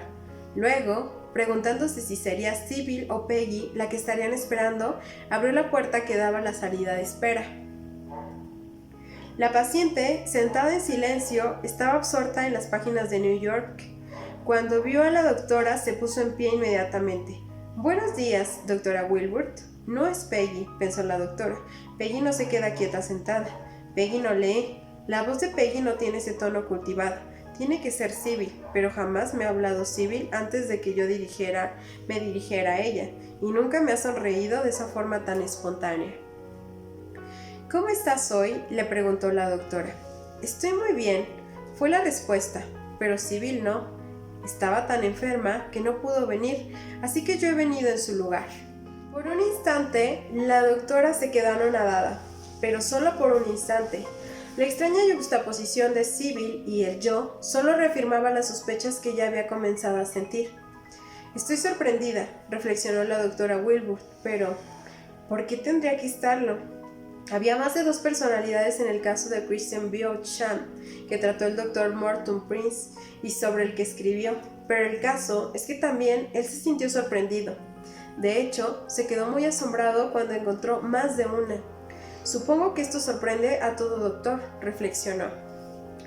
Todo esto corría por la mente de la doctora Wilbur a gran velocidad, mientras el nuevo yo iba diciendo: «Tendrá que excusar a Sybil. Quería venir, pero no pudo vestirse, aunque lo intentó y lo intentó. La observé la pasada noche, mientras sacaba la falda azul marino y los dos suéteres azules que planeaba ponerse esta mañana, para venir aquí. Anoche tenía la firme intención de venir, pero esta mañana fue diferente. A veces sufre una completa ausencia de toda sensación y una incapacidad absoluta de hacer nada. Me temo que esta mañana ha sido una de esas ocasiones, pero perdone que haya iniciado una conversación sin presentarme antes. Soy Vicky». «¿No quieres entrar, Vicky?», le preguntó la doctora. Vicky no se limitó a entrar en la sala de consulta, hizo una gran entrada con finura y elegancia. Mientras que los movimientos de Sybil eran forzados, los suyos eran libres y gráciles. Llevaba un vestido de muchos colores, rosa, violeta y verde pálido, con una chaquetilla y una falda suelta que caía hacia justo debajo de las rodillas. Unos zapatos verdes realzaban el efecto total. «Esta es una sala encantadora», comentó con aire casual. «Todo un estudio de verdes. Este tono debe ser relajante para sus pacientes».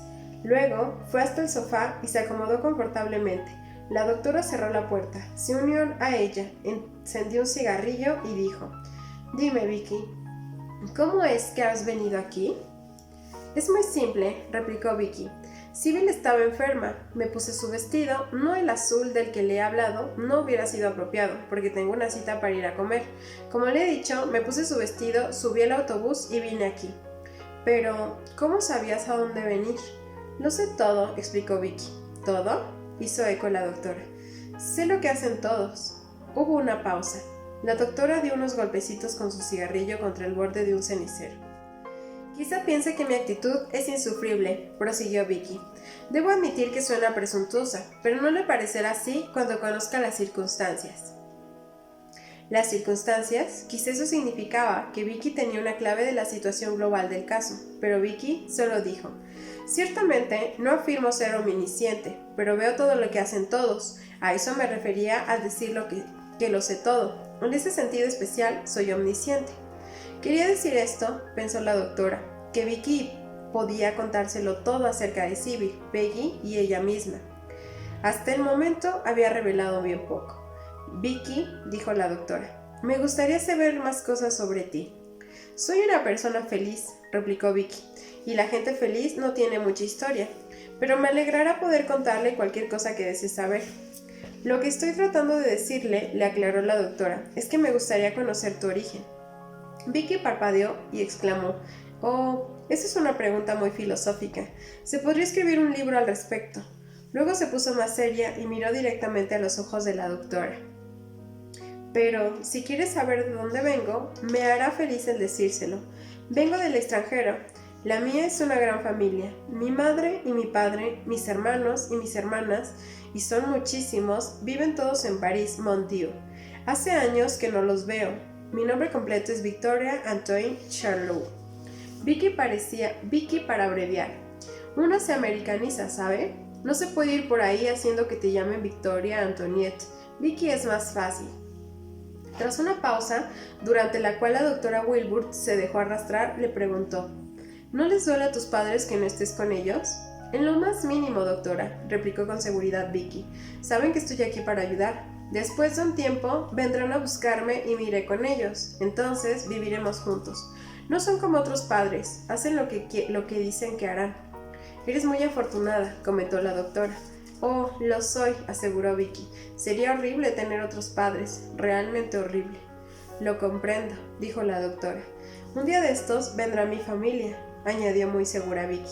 Sí, lo comprendo, repitió la doctora. Vicky se acercó más a la doctora Wilbur y le confió, algo preocupada. Pero doctora, para lo que he venido en realidad es para hablar de Sibyl. Es realmente asombrosa la forma en que se pasa todo el tiempo preocupada. No come lo suficiente, no se permite disfrutar lo que debiera y en general se toma la vida demasiado en serio. Un poco menos negarse a sí misma y algo más de diversión le ayudaría mucho a contrarrestar su enfermedad.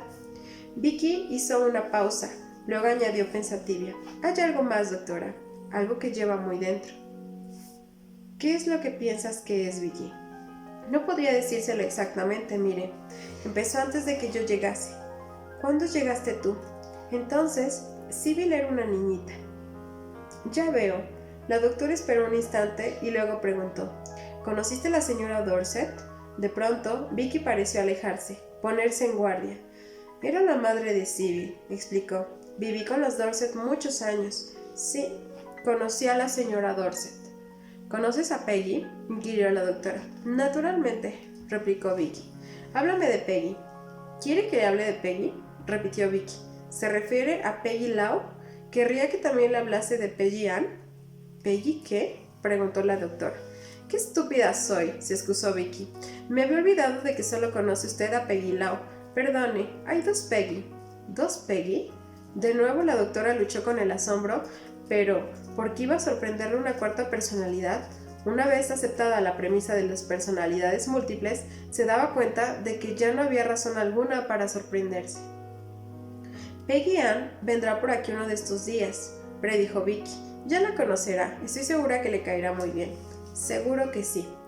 «Esas dos, Peggy Lau y Peggy Ann, hacen cosas juntas. ¿Qué es lo que las diferencia?»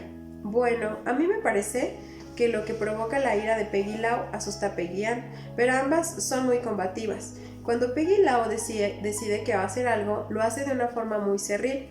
En cambio, Peggy Ann también hace las cosas pero tiene más tacto». «Ya veo. Ambas quieren cambiar las cosas, concluyó Vicky, y lo que más quieren cambiar es a Sybil. Muy interesante, replicó la doctora. Y ahora, Vicky, dime una cosa. ¿La señora Dorset fue la madre de Peggy Lau? Naturalmente, contestó Vicky. Pero, señaló la doctora, Peggy Lau afirma que la madre de Sybil no es la de ella. Oh, ya sé, replicó irritada Vicky. Ya conoce cómo es Peggy Lau. Luego, con una sonrisa divertida, añadió, la doctora Dorset era la madre de Peggy Lau, pero Peggy Lau no lo sabe. ¿Y qué hay de Peggy Ann?, interrogó la doctora. La señora Dorset era la madre de Peggy Ann, pero Peggy Ann tampoco lo sabe. Ya veo, afirmó la doctora. Todo esto es muy curioso. Oh, sí lo es. Estuvo de acuerdo Vicky, pero es un estado mental. Quizá usted pueda ayudarlas. Hubo un silencio que finalmente rompió la doctora preguntando, Vicky, ¿os parecéis tú y Peggy Lau? El rostro de Vicky se oscureció por la desilusión. Luego preguntó, ¿es que no se da cuenta? No me doy cuenta, contemporizó la doctora, porque nunca os visto a las dos juntas. Vicky se alzó del sofá y caminó hacia el escritorio con rápidos y elegantes movimientos. ¿Le importaría si uso esto?, preguntó cuando hubo un vuelto con un bloc de notas. Adelante. La doctora miró mientras Vicky se acomodaba en el sofá, tomaba un lápiz en su bolso y comenzaba a dibujar algo en el bloc. Aquí tiene, dijo Vicky al cabo de un rato, las dos cabezas. Esta soy yo con mis rizos rubios. Me gustaría tener un lápiz de color para indicarle el tono del cabello. Este es Peggy Lau. Su cabello es negro. Para dibujarla no es inconveniente el no tener carboncillo. A Peggy Lau no le gustan las complicaciones ni perder el tiempo. Lleva su cabello totalmente liso, así. Entonces Vicky señaló la hoja en la que había dibujado el corte de pelo al opaje de Peggy Lau. ¿Ve?, indicó triunfante. ¿Ve lo diferentes que somos? La doctora sintió y preguntó, ¿qué hay de Peggy Ann? No me molestaría en dibujarla, afirmó Vicky. El dibujo de Peggy Lau podría pasar por el de Peggy Ann, ¿comprende? Son muy parecidas. Dibujas muy bien, comentó la doctora. ¿También pintas? Oh, sí, replicó Vicky. Pero Sybil pinta mejor que yo. Mi punto fuerte es la gente. Me gusta y sé cómo comportarme con ella. No le tengo miedo, porque mi padre y mi madre siempre fueron muy buenos conmigo. Me gusta hablar con la gente y escucharla. Sobre todo, disfruto con la gente que habla de la música, de arte y literatura. Supongo que la mayor parte de mis amistades son debidas a que comparten esos intereses. Me encanta leer novelas. Por cierto, ¿ha leído usted La liebre y la tortuga? No, no la he leído. Oh, léala, replicó Vicky, asumiendo un tono conversacional ligero. Yo lo acabé anoche.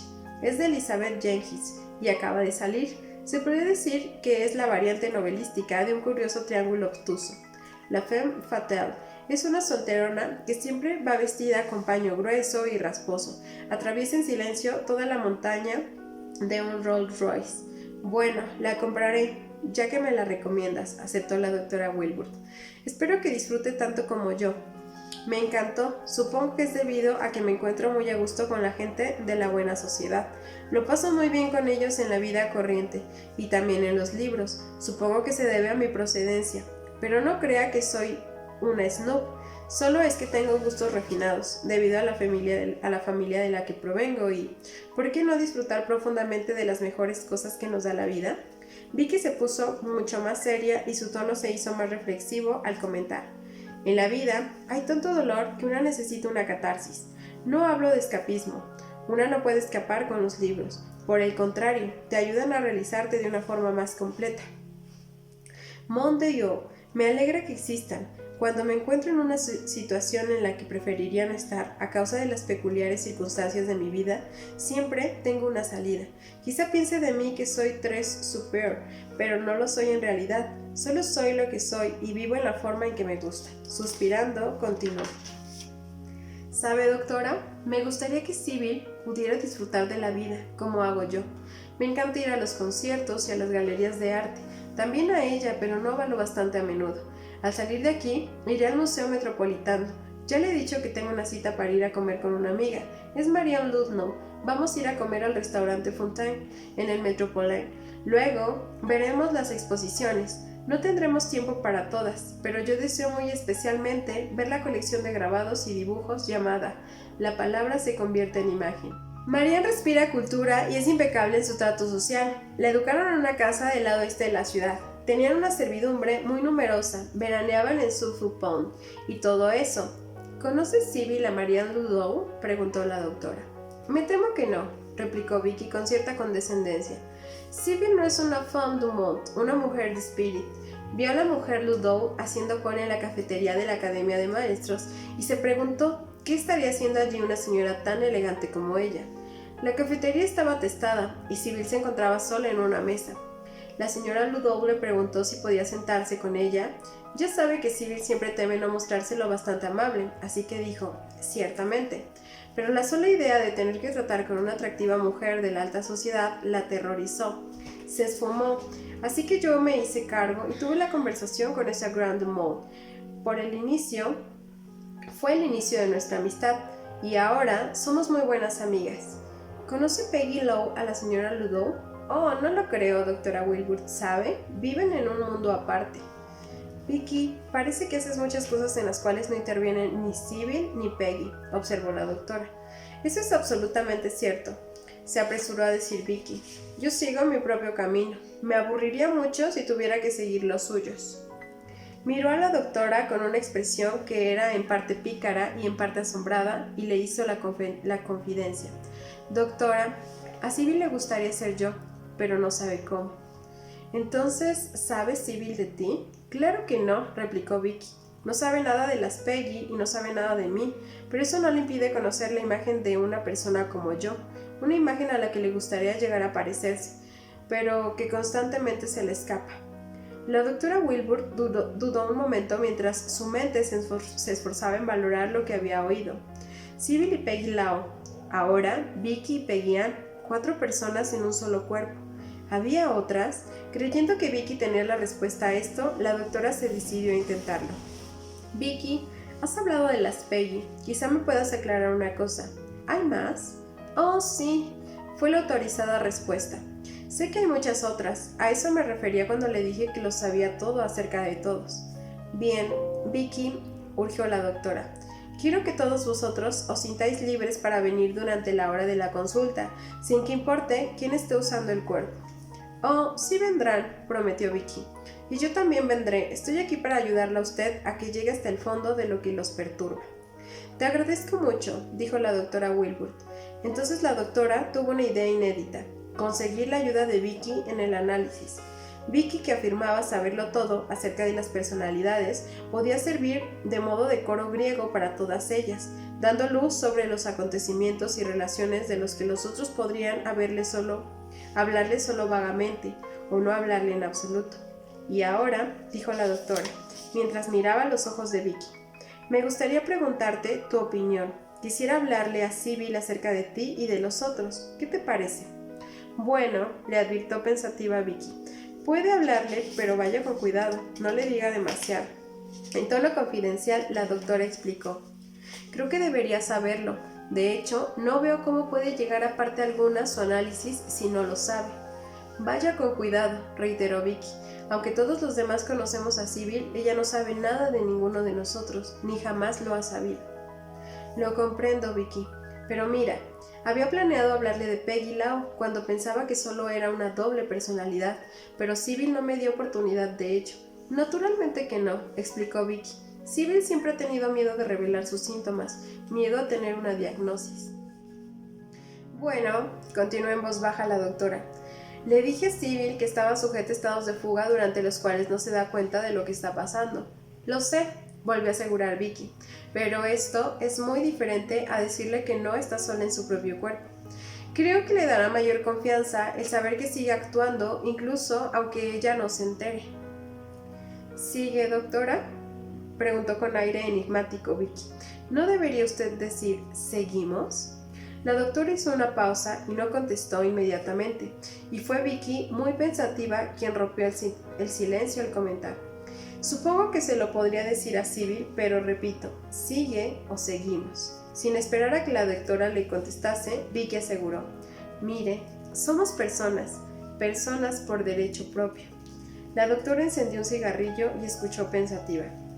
Vicky prosiguió, no obstante, si quiere decírselo, dígaselo, pero le aconsejaría que le haga saber que ninguno de los otros haríamos nada que a ella no le pudiera gustar. Dígale que a menudo hacemos cosas que ella no puede hacer, pero que son cosas que no le irritarían si las hiciese otra persona distinta. ¿Y qué hay de Peggy Lau?, preguntó la doctora. ¿Acaso no hace cosas que Sybil desaprobaría? Bueno, explicó Vicky, Peggy Lau hace muchas cosas que Sybil no puede hacer, pero Peggy jamás le haría daño a nadie. Se lo aseguro, doctora, no lo haría. El tono de Vicky se tornó confidencial. ¿Sabe? Peggy Lau fue el otro día a Elizabeth y se metió allí en un buen lío. No lo sabía. Oh, Peggy Lau va a muchos sitios. Vicky miró su reloj y, hablando de ir a sitios, supongo que será mejor que yo también me vaya ahora mismo. Tengo que ir al Metropolitan a encontrarme con Marianne. Sí, aceptó la doctora. Me temo que ya terminó la hora. Doctora, ¿va alguna vez al Metropolitan?, preguntó Vicky mientras caminaba hacia la puerta. Le gustaría. Y también la exposición conmemorativa de pintura y escultura en honor de Kurt Valentin. Es en la Galería Valentin, por si puede acercarse. Bueno, tengo que irme. Y por favor, piense que puede contar conmigo siempre que me necesite. Justo antes de irse, Vicky se volvió, miró a la doctora y le dijo: me parece extraño venir a un psicoanalista. Los otros son neuróticos, pero yo no. Al menos no creo serlo. En esta época caótica, una nunca sabe, pero quiero ayudarla con Sybil y los demás. Después de todo, esta es la única razón por la cual no estoy en París con mi familia. No creo que ni Sybil ni Peggy Lau hayan profundizado mucho en la herida que les está haciendo daño. Viendo cómo se estaban ahogando, supe que tenía que intervenir. ¿Cómo iba a poder llegar usted a ningún sitio con ellas? Sybil vive en completa ignorancia de cualquiera de nosotros, y Peggy Lau está demasiado ocupada defendiéndose a sí misma y a Sybil como para ser objetiva. Así que ya pude ver que no me quedaba más remedio que venir a trabajar con usted. Creo que juntas podremos llegar al fondo de este asunto. Así que, por favor, cuente conmigo, yo lo sé todo de todos. Con esto, Victoria Antoine Shurlow, la mujer de mundo de gráciles movimientos, melíflua voz e impecable dicción, partió tal cual había llegado. A la doctora Wilbur le gustaba a Vicky. Era muy sofisticada, pero cálida, amistosa, y estaba realmente preocupada por Sybil. Decidió que esta preocupación tendría que ser explotada. ¿Qué habría dicho Mademoiselle Shurlow?, se preguntó la doctora, si le hubiera interrogado acerca de cómo había entrado en la casa de los Dorset o cuándo iba a venir su familia a buscarla. Mientras la doctora caminaba hacia su escritorio para tomar algunas notas acerca del caso Dorset, se preguntó: ¿cómo va a volver Sybil a tener una sola personalidad? ¿Y cuántas tendrá ahora? Nueva York, pensaba Vicky mientras salía de la casa de la doctora. No es como París o ninguna de las otras ciudades en las que he vivido desde que salí de Willow Corners. En un día gris como aquel, la ciudad bulliciosa y siempre cambiante parecía una sombra de sí misma. Caminaba con prisa porque iba retrasada a su cita con Marianne Ludow en el Metropolitan, y porque siempre sentía más libre al haber dejado tras ella, al menos por el momento, las sombras de aquellos otros con cuyas vidas estaba entrelazada la suya. Pensó en Marianne Ludow, alta, con una figura asombrosamente esbelta, bien parecida, más que hermosa. Marianne era una persona voluble, tenía cabello castaño brillante, relucientes ojos marrones y 3 pecas en la nariz. Esas pecas eran la imperfección que rescataban a su amiga de la perfección física que ella, con su gran capacidad de idealización, siempre estaba dispuesta a conceder. Marianne y ella compartieron un mundo maravilloso desde su reunión accidental a principios de noviembre de 1954, en la cafetería en la Academia de Maestros. Desde entonces había ido al Carnegie Hall, donde habían escuchado a la Filarmónica y a la Sinfónica de Boston, a Walter Hewson y a Pierre Monteux, y habían ido al edificio de conferencias de las Naciones Unidas, donde habían sido testigos de una tormentosa sesión de Consejo de Seguridad. Pero nada había sido tan excitante como las exposiciones del arte. Ambas habían disfrutado muy en especial con las del Museo de Brooklyn. donde no solo se habían sentido encantadas por las colecciones de artistas estadounidenses, sino también con la maravillosa galería de acuarelas contemporáneas y por el piso completo dedicado a una exhibición de mobiliario del país. Tanto para Marianne como para Vicky, los muebles antiguos eran el pasado hecho tangible, el espejo de una forma de vida desaparecida que a las dos les agradaba mucho. Las mesas, las sillas y los otros muebles llenaban sus conversaciones. Ambas se sentían fascinadas al comentar hasta el agotamiento una característica excelente de una cómoda de Virginia o la talla cuidadosa de un baúl de Pensilvania. Marianne tenía un gusto exquisito, consecuencia de una riqueza que ya no poseía. Había sido educada en las mejores escuelas privadas, se había graduado en Bernard en los años 30, había ido a una escuela de perfeccionamiento y acompañada por una tía soltera que le hacía de carabina. Había efectuado el típico gran viaje por Europa a lo que Harry James. Nacida en la riqueza, Marianne se había casado con alguien aún más rico. Tras la muerte de su esposo, Marianne había utilizado su fortuna a placer, viéndola disminuir y descubriendo que, por primera vez, tendría que trabajar para vivir. Había venido a la Columbia para prepararse a enseñar siguiendo unos cursos de posgraduada sobre la enseñanza del arte.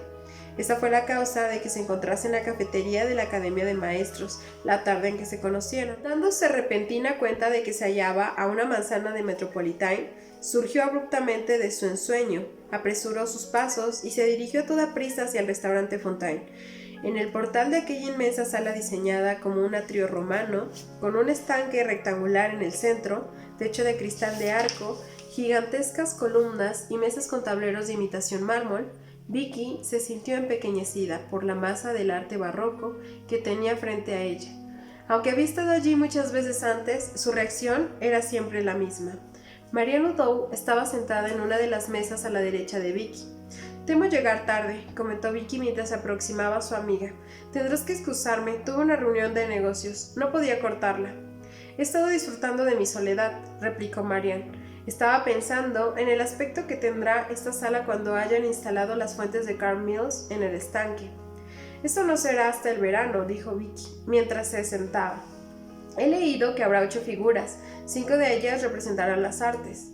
«Mills», comentó Marianne, «siempre ha representado muy bien el mundo clásico. Tenemos que regresar en verano y verlo por nosotros mismas». Vicky podía notar cómo los ojos de Marianne, lánguidos pero con un toque de tristeza, se posaban suavemente en ella. El estar en presencia de aquella mujer era una sensación exquisita, y también era una sensación de infinita satisfacción el saber que había sido Marianne quien había dado el paso inicial en su amistad. Era este toque de tristeza en los ojos de Marianne lo que le resultaba más apremiante a Vicky, quien a pesar de que era una persona feliz, tenía una larga experiencia en responder a la tristeza de otros. La facultad que tenía Vicky de proyectar la propia personalidad en el objeto de la contemplación para comprenderlo, había acelerado su amistad. Si Marianne hubiera tenido una hija, pensó soñadoramente Vicky, debiera haber sido como yo. Habríamos acabado con esas tonterías de conflicto generacional, aunque Marianne es lo bastante mayor como para ser mi madre.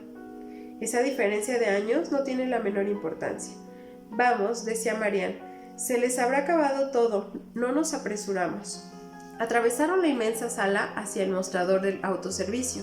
Comida de autoservicio en mesas de mármol, comentó Vicky mientras Marianne, obviamente preocupada por los contornos de su excelente figura, tendía la mano hacia una ensalada de piña en rodajas con queso de oveja.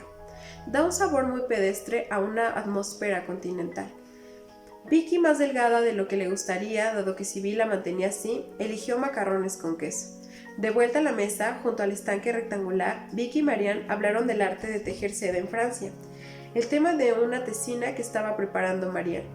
«¿Tú sabes tanto de eso?», exclamó Marianne, «que estoy segura de que podrás darme unos consejos valiosísimos». Así que hablaron de los primitivos inventarios del mobiliario real de Luis XIV y de cómo el primer material que se sabía había sido producido en Francia era una pieza de seda que llevaba la corona como emblema y databa del reino o bien de Enrique IV o bien de Luis XIII. «Si puedes establecer de qué rey es», bromeó Vicky, «te darán una copa». La conversación pasó a los motivos decorativos pictóricos y paisajísticos que reaparecieron durante la primera parte del siglo XVIII, a consecuencia del redescubrimiento de los motivos chinos. ¿Sabías, preguntó Vicky, que esos artistas estaban muy influidos por Boucher, Film y Watteau?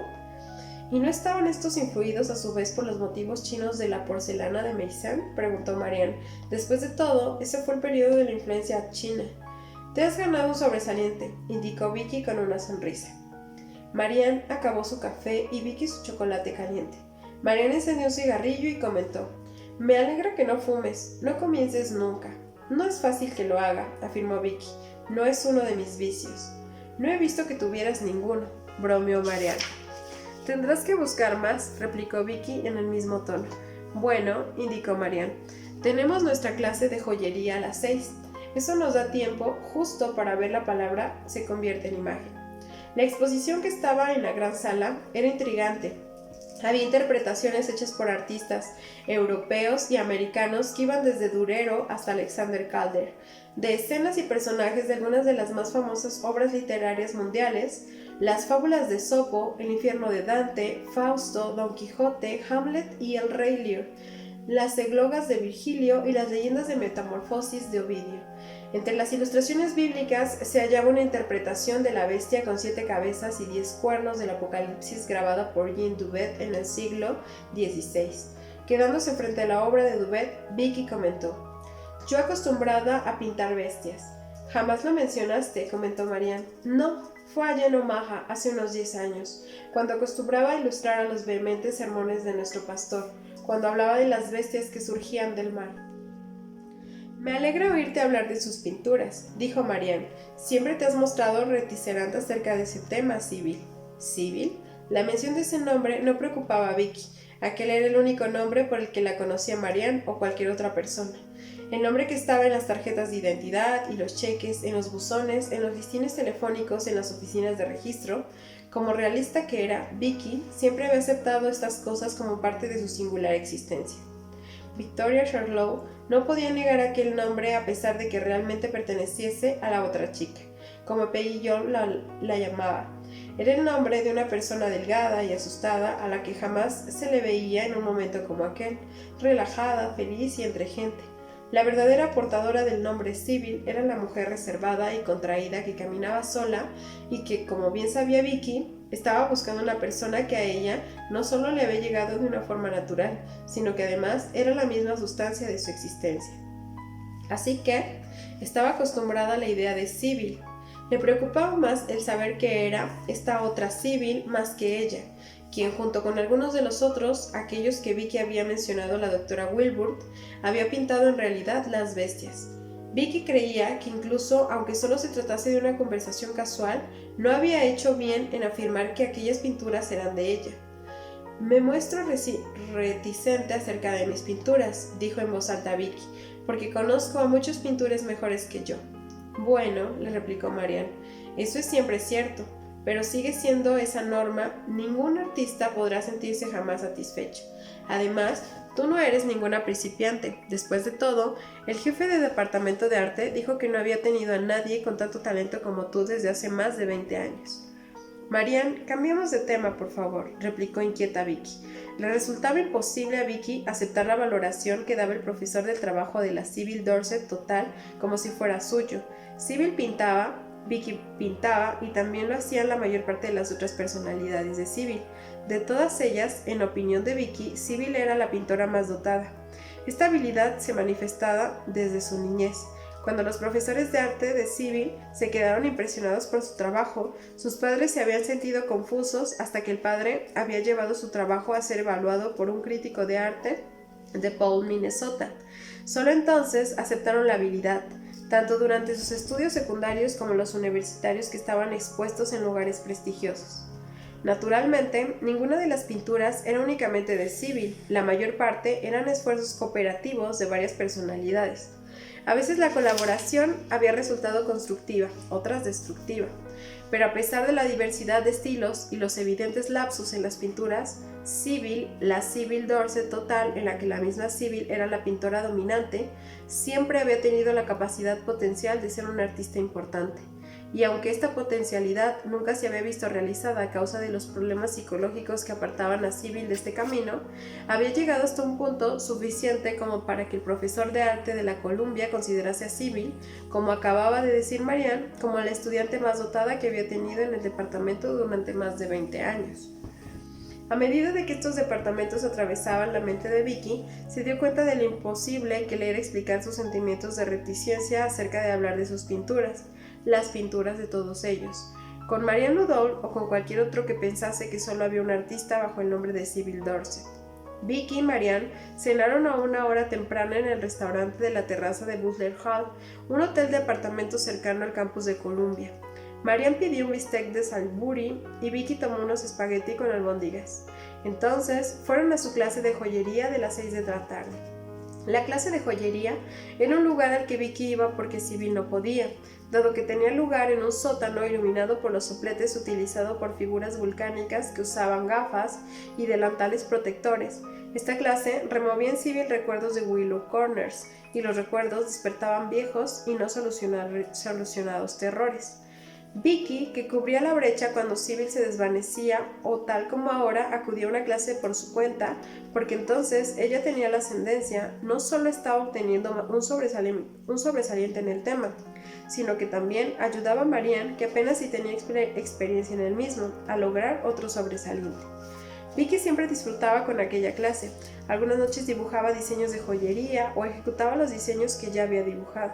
Esta noche estaba haciendo una gargantilla de eslabones de cobre y ayudando a Marianne en un zarcillo de plata. Después de la clase, Vicky y Marianne regresaron a la habitación de aquella, en cuya ventana que daba el patio se veían reflejadas las luces de otras habitaciones que iban siendo encendidas y apagadas. Vicky encendió la radio y escucharon las noticias y un programa variado. Al terminarse la tarde, y cuando Marianne se dispone a irse, Vicky comenzó a recoger los materiales de joyería que habían traído con ellas. Estaba decidida a dejar la habitación exactamente como estaba antes de que comenzasen a trabajar. ¿Por qué eres tan meticulosa?, le preguntó Marianne. Esta habitación es solo tuya. Esas cosas no molestan a nadie. Sí, ya lo sé, replicó Vicky con una sonrisa seca. Luego, tratando de ocultar sus sentimientos, charló amablemente con Marianne mientras caminaban hacia la puerta. Cuando Marianne se hubo ido, Vicky pensó en la ocasión en que Sybil le había llevado un boceto a la doctora Wilbur y explicado a esta que temía usarlo puesto que no sabía si lo había tomado de un libro o de dónde había salido. Era un dibujo de Vicky. Pensando en la alterada que había estado Sybil entonces y en la alterada que se pondría también ahora si encontraba algunos materiales de joyería en su habitación, Vicky deseaba protegerla de otro descubrimiento que la aterrorizase. Vicky pensó: vivo sola, pero no estoy sola. Y Vicky notó que estaba moviéndose hacia las sombras de algo de lo que había estado libre casi todo el día. Sybil estaba en su habitación, estudiando para un examen de curso de educación del profesor Roma Gans. Se oyó una llamada en la puerta. Pensó que sería Teddy Reeves. Sin embargo, en la puerta no estaba Teddy, sino una mujer alta y de elegante aspecto, con cabello castaño, brillante y relucientes ojos marrones. Una mujer que probablemente tenía poco más de 40 años. Sybil no conocía a la mujer. «No puedo quedarme», dijo esta. «Voy retrasada para una cita con el peluquero, pero, como sabía que iba a pasar por aquí, pensé venir un momento y darte esto. Sybil, has hecho mucho por mí. Quiero que te lo quedes». La mujer le entregó a Sybil un encantador zarcillo de plata, hecho a mano, con una bella piedra azul, lapislázuli. «No sé por qué me estás dando esto», pensó Sybil. «Gracias», replicó en voz baja y dubitativamente. Aceptó el zarcillo. «Te veré pronto», dijo la mujer y se marchó. «¿Te veré pronto? ¿Qué he hecho mucho por ella? Todo es tan irreal. He hablado con ella, la he visto, pero jamás he intercambiado con ella una sola palabra. Y sin embargo, actuó como si fuéramos amigas». ¿Amigas? La confusión le invadía. Regresa a la mesa, trata de estudiar.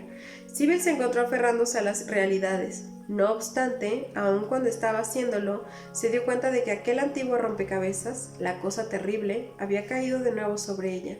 Durante toda su vida siempre le estaban sucediendo cosas que no tenían inicio y experimentaba la dolorosa familiar sensación de «ahora es cuando llego yo», y con su horrible falta de información acerca de todo lo que había sucedido antes. Estudiar para el examen. Sin embargo, mientras Sybil estaba sentada en su mesa, Las páginas del texto se desenfocaron y con pánico se preguntó: ¿habrá alguna vez un fin que también haya tenido un comienzo?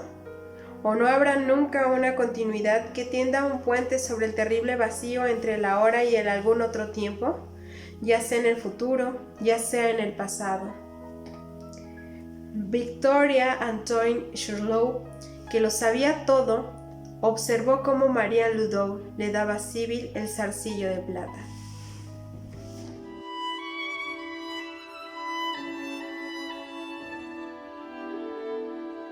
Tu biblioteca virtual. Audiolibros.